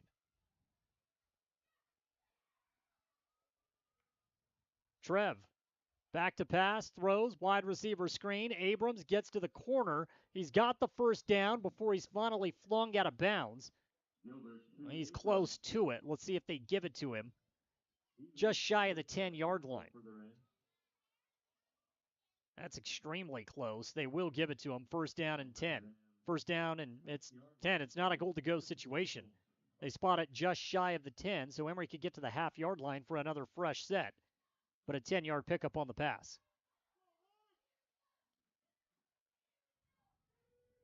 115 yards receiving on the night for Hayden Abrams. How about that stat? It's a heck of a stat, heck of a game. 1 man in the backfield for Gilbert. Clock continues to move. Snap and a handoff. Yost trying to finish off the drive. Put the ball on the ground. It's loose on the turf, and South Sevier is recovered at the 3-yard line. Yost had a big gain of 8 and then dropped the ball. So an 8-yard pickup and a fumble for Yost, and South Sevier has the ball yet again. Yeah, ball security was an issue right there. Just has the ball just sticking out. Doesn't have it tucked. Not tight enough. They punch it free. Turnover. 2 turnovers for Emery in the second half. The other was a pick 6. Both have been on this side of the field. Did not run a ton of time. There's still 7:58 left to play in this game. South Sevier trails by just 21 points. I'm going to quick score here, and we got a different ball game. Okerlund is under center. He calls for a man in motion right to left. Okerlund is taken down just beyond that goal line. Gavin Bernard from the middle linebacker spot creeps in, and Okerlund loses 2 yards. He's down at the 1. Clock will continue to move. How about Gavin Bernard? He's had a great game, filling into the middle linebacker spot. Yeah, Gavin Bernard just missed getting the safety right there, but does a good job just staying his ground, making the tackle, and nowhere to go. Loss on the play. Emery's defense playing aggressive. Now with that middle linebacker spot, we've seen Bowden Chrisman, we've seen Gideon Meekum. Bernard filling in this week. Wish Gideon Chrisman well. Hopefully we'll see Bowden out there again this season. Hard-nosed player that we have missed. Out of the shotgun set, Okerlund in the end zone, back to pass, looking under pressure, fires, nearly intercepted. That was dangerous. But an excellent defensive play, middle of the field, to swat that ball down to the ground is Jackson Johnson. It was intended for Flinders. There is a flag on the play. And it is roughing the passer against Emery, which will back South Sevier out of their own end zone. And all of a sudden, the crowd, they love the officials. It's a great call, right? I turned my head away from the play following the ball. It's a little bit bang-bang play, and they're going to protect the quarterback on that one. Yep. So I get it. I think it's been a well-officiated ball game tonight. I think that's a good call. There's much to complain about. Yeah, I think that was the right call. So now the Rams have the ball at the 16-yard line. 7:01 to play in the game. Okerlund is under center. Hands it off. Palmer, big chunk of change. Past the 20, gets it up to the 23-yard line. Shy of the first down stick, but a positive gain of 7. And that clock is now under 7 minutes. Time is definitely a factor for South Sevier in this game. Emery, you can give up a touchdown here. Just don't give up a quick strike, and you're in fine shape. Again, yeah, you just play everything in front. They want to check down. You're going to give them everything, check down-wise, 10, 15 yards, but you don't want to get beat 30, 40 yards. Okerlund is going to throw off of the play action. Incomplete. In coverage for the Spartans was Ty Yost. Yost pokes that ball away. It was a decent pass from Okerlund intended for Spackman, who could not haul it in.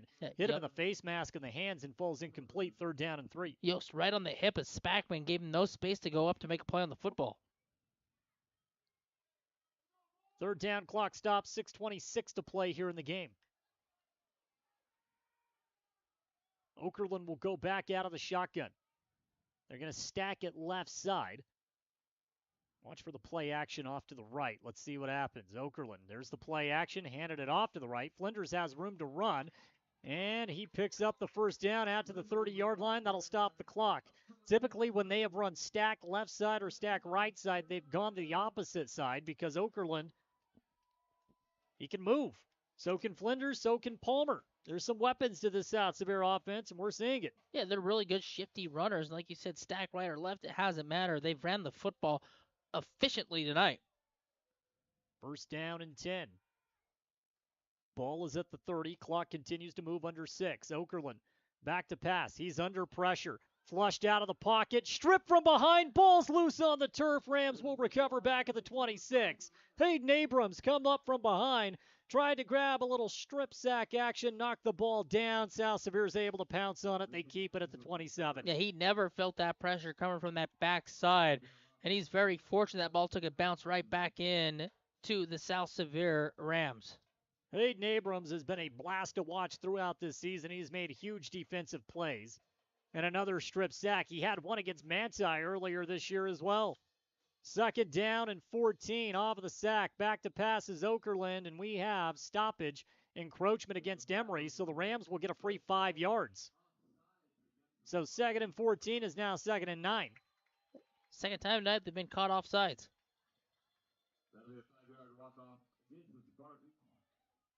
So clock is trickling down. We've hit the 5:16 mark. If you're just joining us, 48-27. Emery with a lead over the Rams in a game that has had ups and downs for both teams. South Sevier has the ball right now, own side of the field at the 32. Okerlund is under center with 2 in the backfield. Takes the snap, 4-step drop, rolls out, has man-to-man coverage again, connects with Freeman all the way down to the Emery 35. That has been the play. This time Freeman picks on Porter Herdsman, and it's 1st and 10 Rams. Yeah, that play right there, that's about the 4th time tonight they put a ball perfectly in the spot to a wide receiver to make a play. Okerlund can toss the ball. Yeah, Freeman's went up. Spackman, Okerlund does a good job. Another pass deep, and this one is incomplete. Stops the clock at 4:46. 2nd down.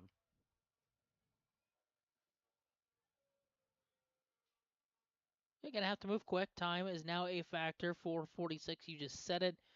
Down in this game, 48-27. They have to go quick, get an onside kick, get the ball back, and score in a hurry. Yep, they are running out of time with 4:46 left to play in this game. Okerlund is under center inside the Emery 35-yard line. Here comes the reverse, and this will work into the open field to the 20, shoved out of bounds at the 17-yard line on the run. It's Chase Spackman.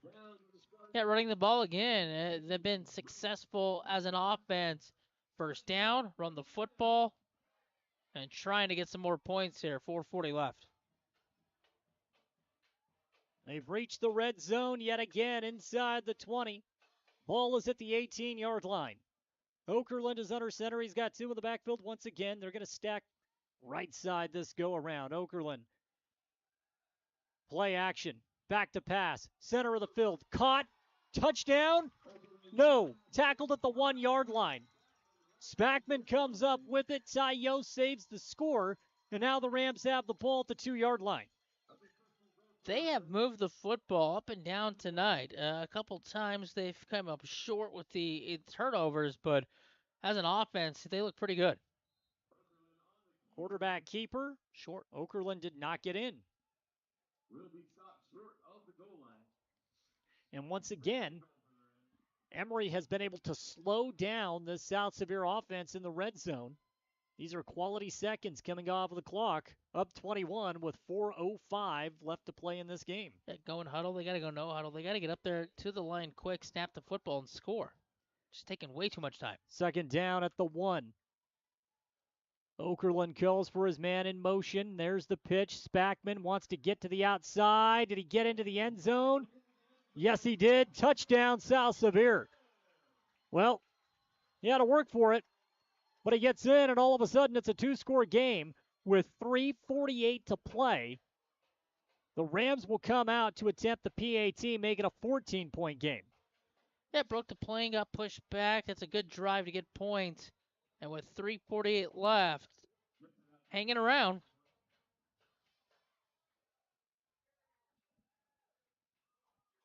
But for Emery, it's simple. Just recover the onside kick, and you can pretty much kill the rest of the clock.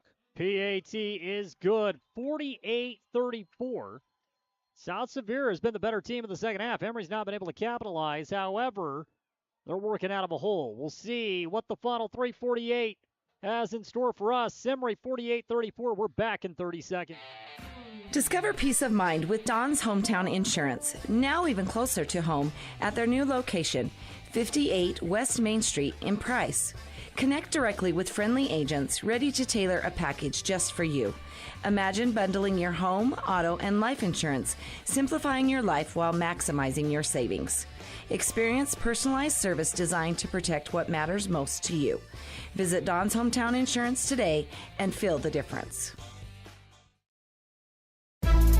The Spartans play here. Hayden Abrams, number 3. Caleb O'Neill, number 58. Deacon Mangum, number 12. On 107.3 FM and 750 AM KOAL. 3:48 left to play in the game. 48-34. Onside kick is imminent here for South Sevier. Both teams have all 3 timeouts. South Sevier has come close to picking up the onside on multiple occasions. Bernard has it. Ball popped out, and I think South Sevier has it unless they roll Bernard down on the ground, which he very well may have been. Let's see. They say it's South Sevier ball.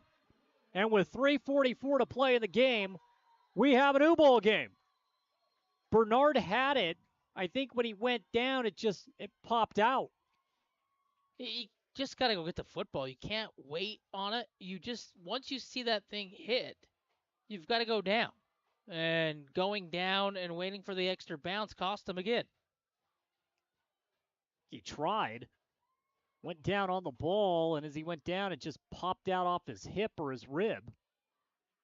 I didn't know if they were going to say Bernard had the ball on the ground, had control of it, and was down. They say no, it popped out, although it was a late whistle. Still, South Sevier has the ball at the 50-yard line. They score here. They can make it a 1-score game. Okerlund will go into the shotgun. This Emery defense got to be feeling a little bit tired. Okerlund takes the snap. Back to pass, under pressure. Creates space, throws on the run. It's incomplete. Excellent defense off of the far side by Jackson Johnson. Johnson had some help from Porter Herdsman. Perfectly timed push on the pass, and with 3:36 to play, it's 2nd and 10. Ball still at the 50 for the Rams. Flush him out of that pocket, make him throw on the run. He's off balance, and that pass right there sells on him, incomplete. Well, you got to give South Sevier a lot of credit. There's been no quitting these Rams at home tonight in a crucial region game. Mercy rule was nearly in place. They've battled back down by as many as 29. Okerlund is under center. Takes a 5-step drop, rolls out left side, under pressure, throws deep. This one is caught by Freeman in triple coverage. I don't know how he came down with it, but he did. In between Yost, Stilson, and Johnson. And South Sevier has the ball inside the 25-yard line. Freeman's made a bunch of plays tonight, going up and coming down with the football, and he just went up and did it again.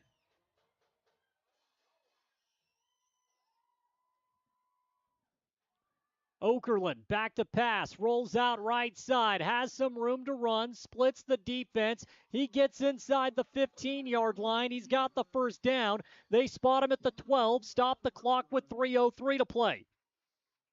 We talked about how quick they have to move. They went down, scored, they got the onside quick, and they have moved quickly with 3 minutes and rolling and knocking on the door for 6 more. Ball right now is placed at the 11-yard line officially. Okerlund is out of the shotgun once again. There's 4 wideouts out on the field. Back to pass. Okerlund has time. Fires. Nearly intercepted by Stilson. He knocks it down to the ground. Stilson playing at the safety spot. Creeped up. Knocks it down at the 5-yard line. And it's second down for the Rams with 2:40 to play. That close to sealing this thing off with the interception. And I believe we have a timeout on the field. We do.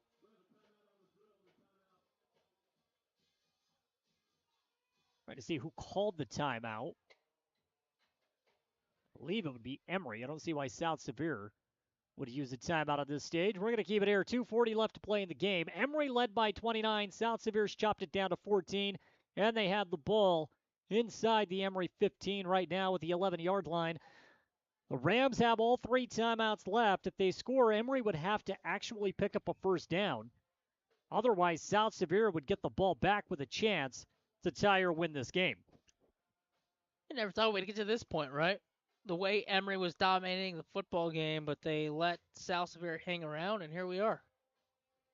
2 minutes and 40 seconds left to play. Timeout on the field. South Sevier moving right to left on the dial. An opportunity to make it a 1-score game when Emery led. Got to go back and look at this. 48-19. Yes. Was the score after Gilbert connected with Herdsman. That was with 11:16 to play in the game.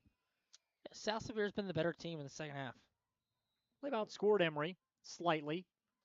Just felt like Emery let the foot off the gas pedal a little bit. Okerlund takes the snap. He's in trouble. Splits the defense. Gets up into the 5-yard line. He is close to the goal line. Did not quite get in. He takes it to the 1.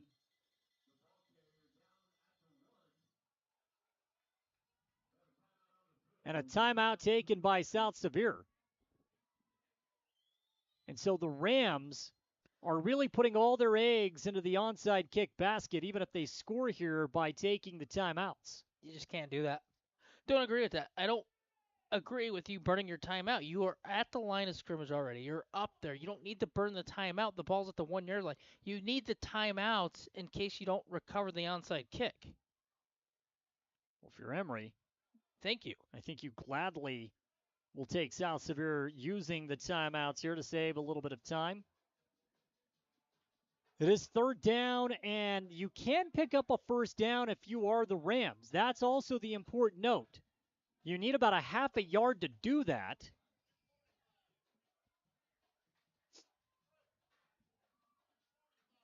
They're going to put 2:45 back on the clock as South Sevier continues to try to march off what would be an incredible come-from-behind effort, down by 29 in the fourth quarter. I think that maybe the biggest comeback I've ever seen in high school football. Yeah, it's hard to do, and never seen anything like it. But here we are. I haven't. 1-yard line, a chance to get this thing to 1 possession.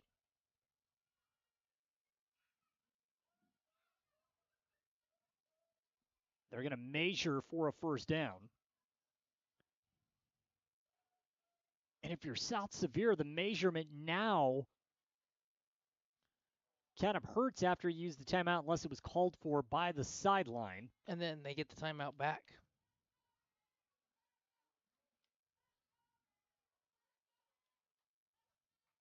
Just short. Timeout's gone.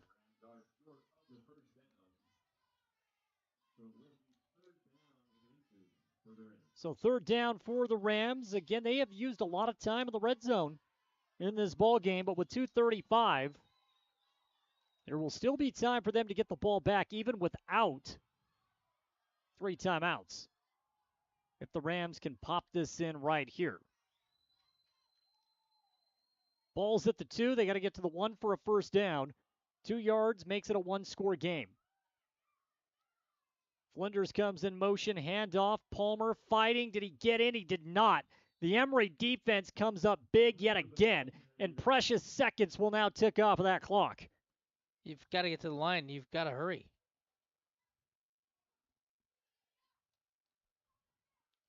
Taking way too much time. It is 4th down. They did not get the first. Yes, they did. They finally give them the first down.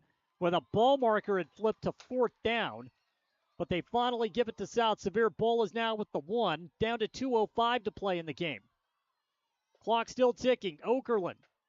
Play action, rolls out, dump off, incomplete. He had Palmer, but there was immense pressure. You want to take a guess at who brought the pressure for Emery? Yeah, I think you pretty much know who already has brought the pressure throughout this whole season. The same guys in the backfield all the time. Caleb O'Neill. Yeah, big 5'8". 2nd down and goal from the 1-yard line. Okerlund comes up underneath center. Calls for a man in motion. It's Spackman. Handoff, up the middle, run, touchdown. That was Palmer that gets in. And all of a sudden, it's a 1-score game. It is now 48-40 with 1:53 to play. This is a big extra point coming. They've had problems on the extra point tonight, 2 of them being blocked with bad snaps. This one is huge.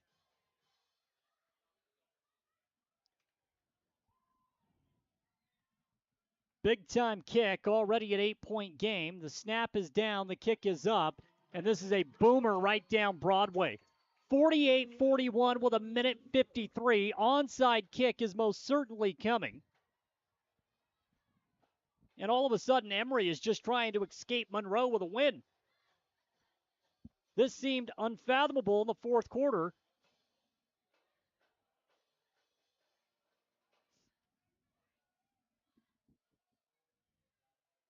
Kudos to the South Sevier squad. They forced turnovers. Defense got in on the action. In the 3rd quarter with the interception, it was 41-13. And then 48-19 with 11:16 left to play in the game. And with 1:53 left, it's 48-41. And South Sevier has had some success with the onside kicks. They've only recovered 1, but they've had the opportunity for 3. All Emery has to do is recover this onside kick. Ball's at the 40. Ball has to get to the 50 before it's touched. Here comes the onside. This one to the opposite side of the field. It takes a bounce into the hands of the Spartans, and that may just do it. South Sevier tried to go the opposite side. Quaid Ovison scarfs it up at the 39-yard line. And with 1:51 left to play in the game, Emery's going to take as much time as they possibly can off of the clock. Yeah, that ball right there just took an extra hop, popped straight up in the air. That's an easy one to recover. You got to drive that ball into the ground. This time you got too much of it up in the air. 2 timeouts left for the Rams. 1:51. I believe they have 2. I believe. I never saw the call on the first timeout that was inside the 10. I assumed Emery took it, but it may have been South Sevier. Emery still has to move the ball. They got to get a first down. Snap. Gilbert hands it off. And boy, Jackson Johnson had it. South Sevier doing everything they can to poke that ball away. They about did. Down. They did. They came close. Now the Rams are not going to call a timeout. Clock's going to continue to tick. We're down to 1:36. Yeah, they'll use their timeout for the second down play. But the problem is you're not going to leave yourself a lot of time. 2nd down and 8, ball at the 40. Emery's got to get the ball up to the 48-yard line. Gilbert has 2 wideouts on the left side. He's got 1 on the right. Butler's into the wingback spot. Handoff again to Johnson. Johnson goes to the outside. Reverses filled. Spin move. First down. Ball game unless South Sevier can pull the ball away. And Johnson goes down to the ground of the 45, and that will just about do it. Emery is going to sneak out of here with a win on a brilliant come-from-behind effort from the South Sevier Rams. Jackson Johnson doing some work. Not the cleanest of quarters by Emery, but they're going to seal this one off. Survive, hold on. 48-41, JJ does it with his feet. He's got 64 yards on the ground on 10 carries. Timeout out on the field. If you are a South Sevier Ram fan, you have to be extremely proud of the effort that this group put out with this game well in hand for the Spartans. Again, 48-19. That was the score with 11 minutes to play. With 56 seconds left to play, it's 48-41. Still might be one of the most impressive comebacks I've seen in all my years of calling high school sports. Typically, when you get up to 29 points in the fourth quarter in a high school football game, it's pretty much over with. Yeah, they battled.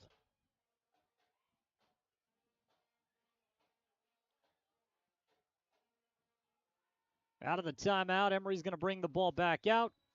QB's favorite play, go down on a couple of knees and get out of here and shift focus to the final home game of the regular season next week, which will be a Thursday night against the Grand Red Devils. We'll talk more about that coming up on the Eastern Utah Community Credit Union postgame show. Snap and the knee. Emery's got to take one more knee. Well, South Sevier uses their final timeout. Make that two more knees, and then you can get out of here with a win.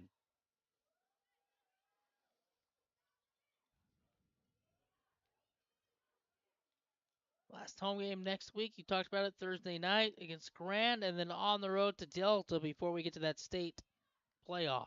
Should get a bye in the first round, which bye weeks can definitely, they can work out in your favor.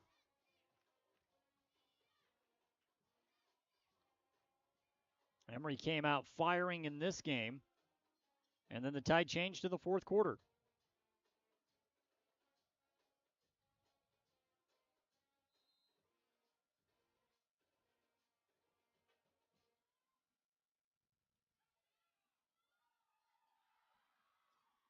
Out of the timeout, Gilbert's back up underneath center to take the QB kneel, and there it is, third down, and clock is going to continue to run. Emery's going to have to run one more play, and South Sevier is going to be just a down shy of getting the ball back. Coaching staff for the Rams have got to be so proud of this group tonight. They didn't quit. They battled, got down big, and made a furious comeback. Gilbert is up underneath center. He takes the knee, and that will do it. Emery gets their 5th win of the season. A little bit more exciting than I think Coach Famalo would have liked.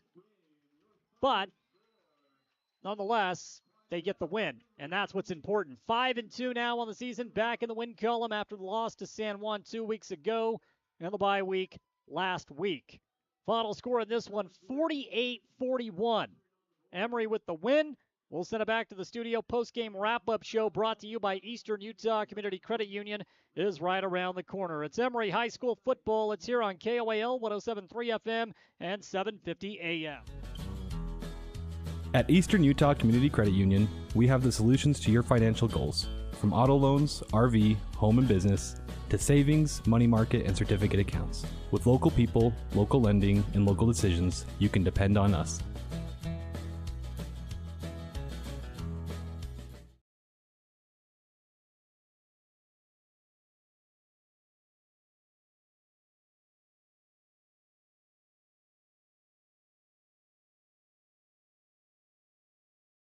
Imagine stepping foot into your dream home. The scent of fresh paint and the feel of plush carpet under your feet. Hi, this is Greg at the Driggs Mortgage Team. We make that dream come to life with our expert guidance and personalized financing solutions. Now closer to you at our new location in 23 South Carbon Avenue, Suite 21 in Price, because when it comes to financing your home, there's simply no substitute for experience.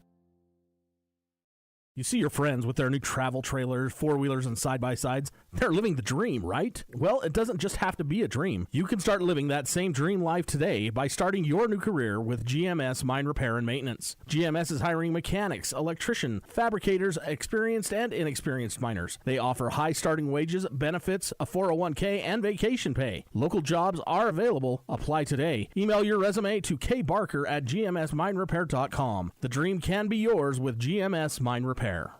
My son and daughter both play sports, a lot of sports, and with that can come injuries, bruises, sprains, and unfortunately breaks. That's why we use Eastern Utah Imaging. They're a convenient and local option for imaging and an important part of a student-athlete's team. Eastern Utah Imaging for high-quality, affordable MRI and X-ray services. Many quick scans take 30 minutes or less. You can call for an appointment or ask your doctor to refer you to Eastern Utah Imaging, North Fairgrounds Road in Price. Call 636 X-ray. That's 636-9729.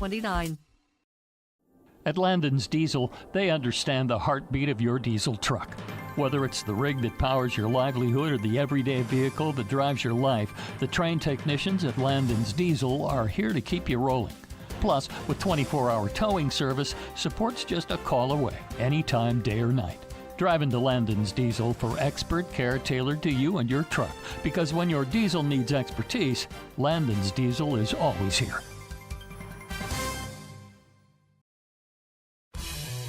Discover the difference experience makes at Mr. Automotive in Huntington. With over 30 years dedicated to matching the perfect vehicle with the right person in Castle Country, we know a thing or two about cars and about saving you money. Thanks to our low overhead, we're able to pass incredible savings directly on to you. Drive away happy with a deal as reliable as our service. Visit Mr. Automotive today, where experience means savings and you meet your new car. At Oliver Law, we specialize in criminal defense and DUI. Everyone needs to know their rights. Let us guide you through the criminal justice minefield. At Oliver Law, we still believe in innocent until proven guilty.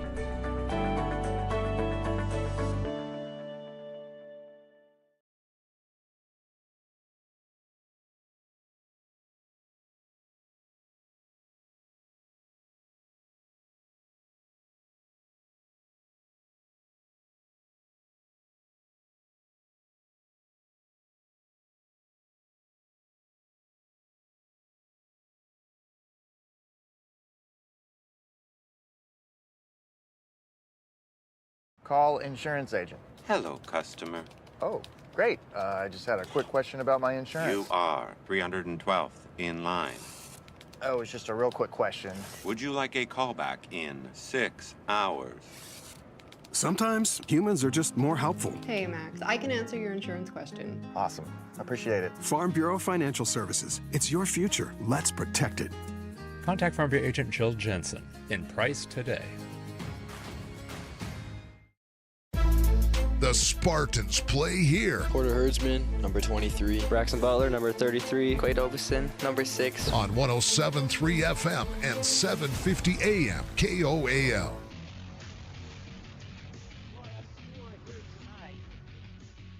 Emery survives a scare as they top the South Sevier Rams. Final score 48-41.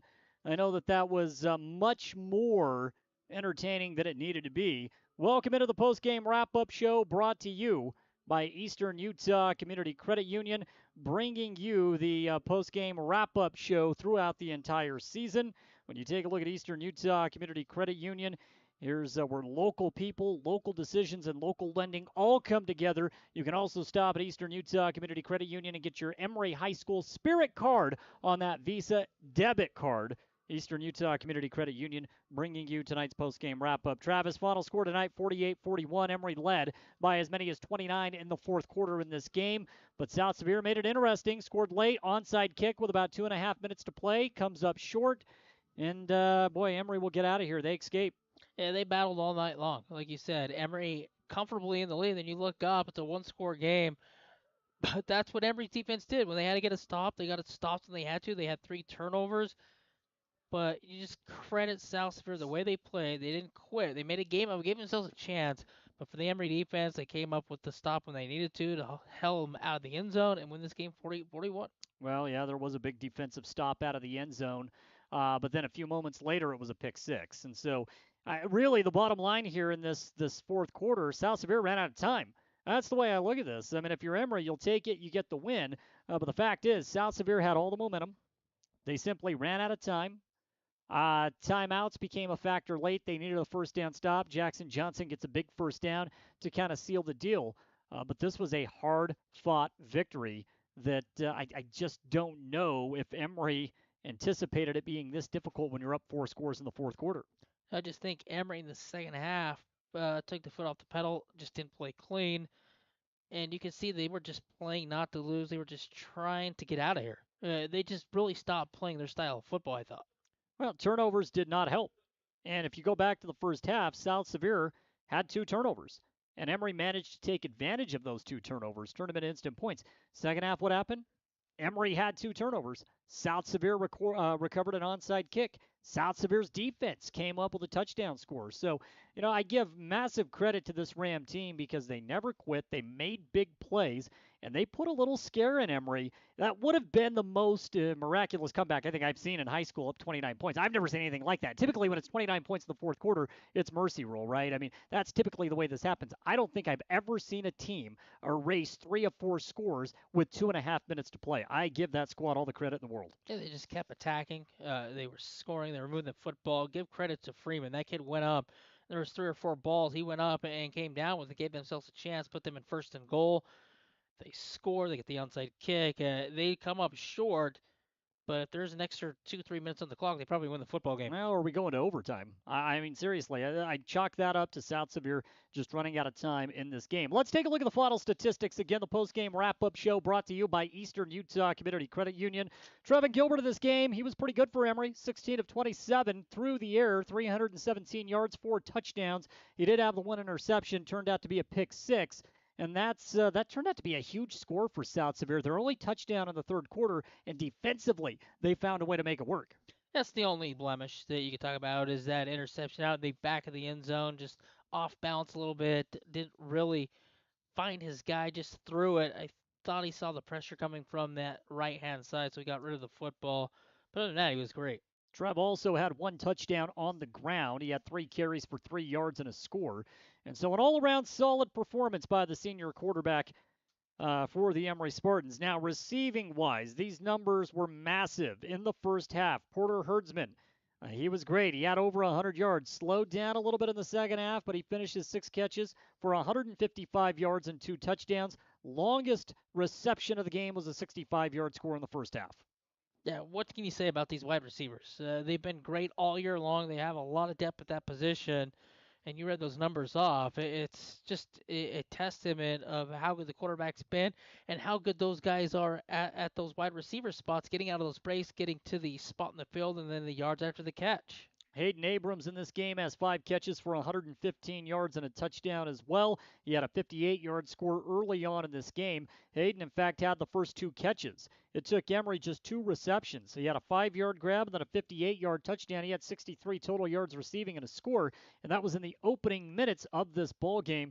Hayden put together another great performance. Jackson Johnson had 2 catches for 13 yards. One of them turned out to be a touchdown, as he finishes with 13 yards receiving for the game. Braxton Butler has 2 grabs for 37 yards. One went for 29 as he was tackled just shy of the end zone. We take a look at the rushing statistics for the Spartans in this game. Jackson Johnson, 10 carries, 64 yards. He had 2 touchdowns. Ty Yost did have 1 turnover on the ground. Other than that, he ran the ball effectively, 7 carries for 45 yards. Emery, again, kind of using that 2-headed monster out of the backfield. We'll see Ty kind of spell JJ a little bit from time to time. Ty did fumble inside the 5-yard line. Other than that, I thought Ty was once again very, very good. I thought Ty was great when he had to come in there, spell JJ like you said. But for me tonight, the player of the game is JJ. The way he ran the football tonight, it was awesome. It closes it out at the end with that first down run. But the way JJ got to the outside with the speed, we saw that touchdown in the first half. There was a couple times there in the first half as well that the shoestring got him, but JJ ran the football well. Let's take a look at the scoring plays in this game, and we'll go back to the first quarter as Emery effectively scored quick. I mean, again, as I mentioned, there's 10:40 left in the first quarter when Gilbert takes a 58-yard touchdown pass at 7-0 Emery. A fumble for South Sevier. Emery gets the ball right back, a 2-yard touchdown run for Gilbert. It's 14-0 Emery, 6:28 to play in the first. Now, South Sevier was game. They put together an effective drive, and Okerlund capped it off with an 8-yard touchdown run. So at the end of the first quarter, it's 14-7. We got a ball game. Emery strikes quickly in the second. Jackson Johnson has a 30-yard touchdown run. It's 21-7. But again, here comes South Sevier. Flinders, an 11-yard touchdown run. 5:39 to play in the first half. It's 21-13. Takes Emery no time. Very first play from scrimmage. They strike on a 65-yard touchdown pass. Gilbert finds Herdsman, and Emery is up now 28-13. The Spartans will score one more time in the second quarter. Johnson on a 1-yard touchdown run. You feel good about this if you're Emery. It's 34-13 at the break. Coming out of the break, Emery scores almost immediately. Again, a 7-yard touchdown run. Gilbert to Johnson on Emery's first offensive set of the second half. And it's 41-13. Game's well in hand at this point, right? Here comes South Sevier. They get a defensive score with a $1:29 to play in the third. Healy on a 5-yard pick six. That was after Emery's defense came up with a huge goal line stand. 41-19. No problem. Emery gets the ball back. Gilbert to Herdsman. Efficient drive capped off with a 5-yard score. 11:16 left in the game. Emery's up 48-19. Then South Sevier mounts the impressive comeback. Okerlund to Palmer, 5-yard touchdown. They go for two. They get it, 48-27, 9.5 to play in the game. Once again, coming up with a big defensive stop. This time, it's Spackman coming up with a 1-yard run. 3:48 left in the game. It's 48-34. They get the ball back off of the onside, take the ball down, score 48-41 off a Palmer touchdown run. A minute 53 left to play in this game, and amazingly enough, South Sevier has a chance. They kick the onside. That is unsuccessful. Emery's able to run out the clock. They grab the 48-41 win. Wow. A lot of scoring, a lot of points. Second half was back and forth. Emery just built that cushion, and they held on. They got that little bit of a cushion, got that big lead in high school football. It's so difficult to do to come back from that big of a hole, but the Rams almost pulled it off. It's something I've never seen. Give that squad a lot of credit. It is the post-game wrap-up show, again brought to you by Eastern Utah Community Credit Union. Get down there, get your Emery High School Spirit Card on your Visa debit at Eastern Utah Community Credit Union. You can pick that up at any branch. EUCCU, Eastern Utah Community Credit Union, bringing you tonight's post-game wrap-up show. We'll send it back to the studio one more time, come back, get the final touches and final thoughts on tonight's game. Emery gets the win, 48-41, here on 107.3 FM and 750 AM. At San Rafael Health, they believe everyone deserves compassionate and dedicated care. Whether you're looking for a place for mom, dad, or any loved one, the doors are open. San Rafael Health accepts private pay, Medicaid, Medicare, and commercial insurance, ensuring quality health care is accessible for all. Let the family at San Rafael Health take care of your family. Call today at 384-2301 and let San Rafael Health provide the care your loved ones deserve. Call insurance agent. Hello, customer. Oh, great. I just had a quick question about my insurance. You are 312th in line. Oh, it's just a real quick question. Would you like a callback in 6 hours? Sometimes humans are just more helpful. Hey, Max, I can answer your insurance question. Awesome. Appreciate it. Farm Bureau Financial Services. It's your future. Let's protect it. Contact Farm Bureau agent Jill Jensen in Price today. Transform your space with Spectrum Paint featuring PPG paint, the ideal choice for any home project. Imagine a kaleidoscope of colors at your fingertips, from soothing pastels to vibrant primaries. Whether revamping a room or adding character to your exteriors, Spectrum Paint makes every brush stroke count. Dive into a spectrum where quality meets creativity and paint your world with us. Visit Spectrum Paint to find the perfect shade for your home today.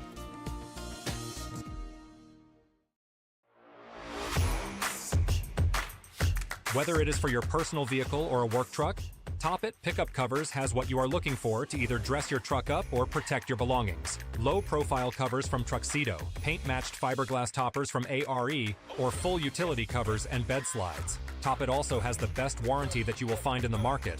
Toppet Pickup Covers, on the west side of I-15, off the 400 South exit in Springville.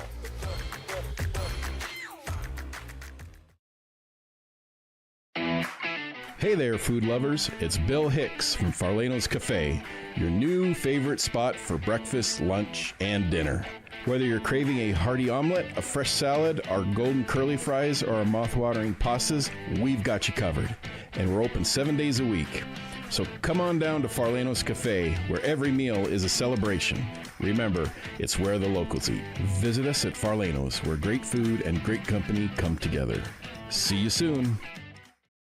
Looking to transform your space? At 123 Remodeling, we specialize in bringing your vision to life. From electrical upgrades to seamless drywall finishes and expert garage door installations, we handle it all with precision and care right here in Carbon and Emery County. Trust the local experts at 123 Remodeling. Call us today at 630-2215.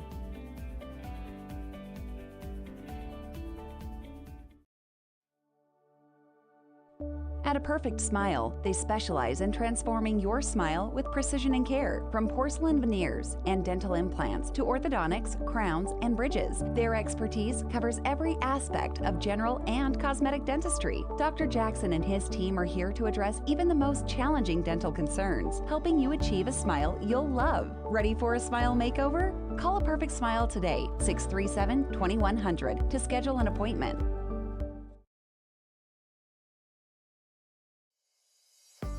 Looking for financial solutions? At Cache Valley Bank, they're here to help.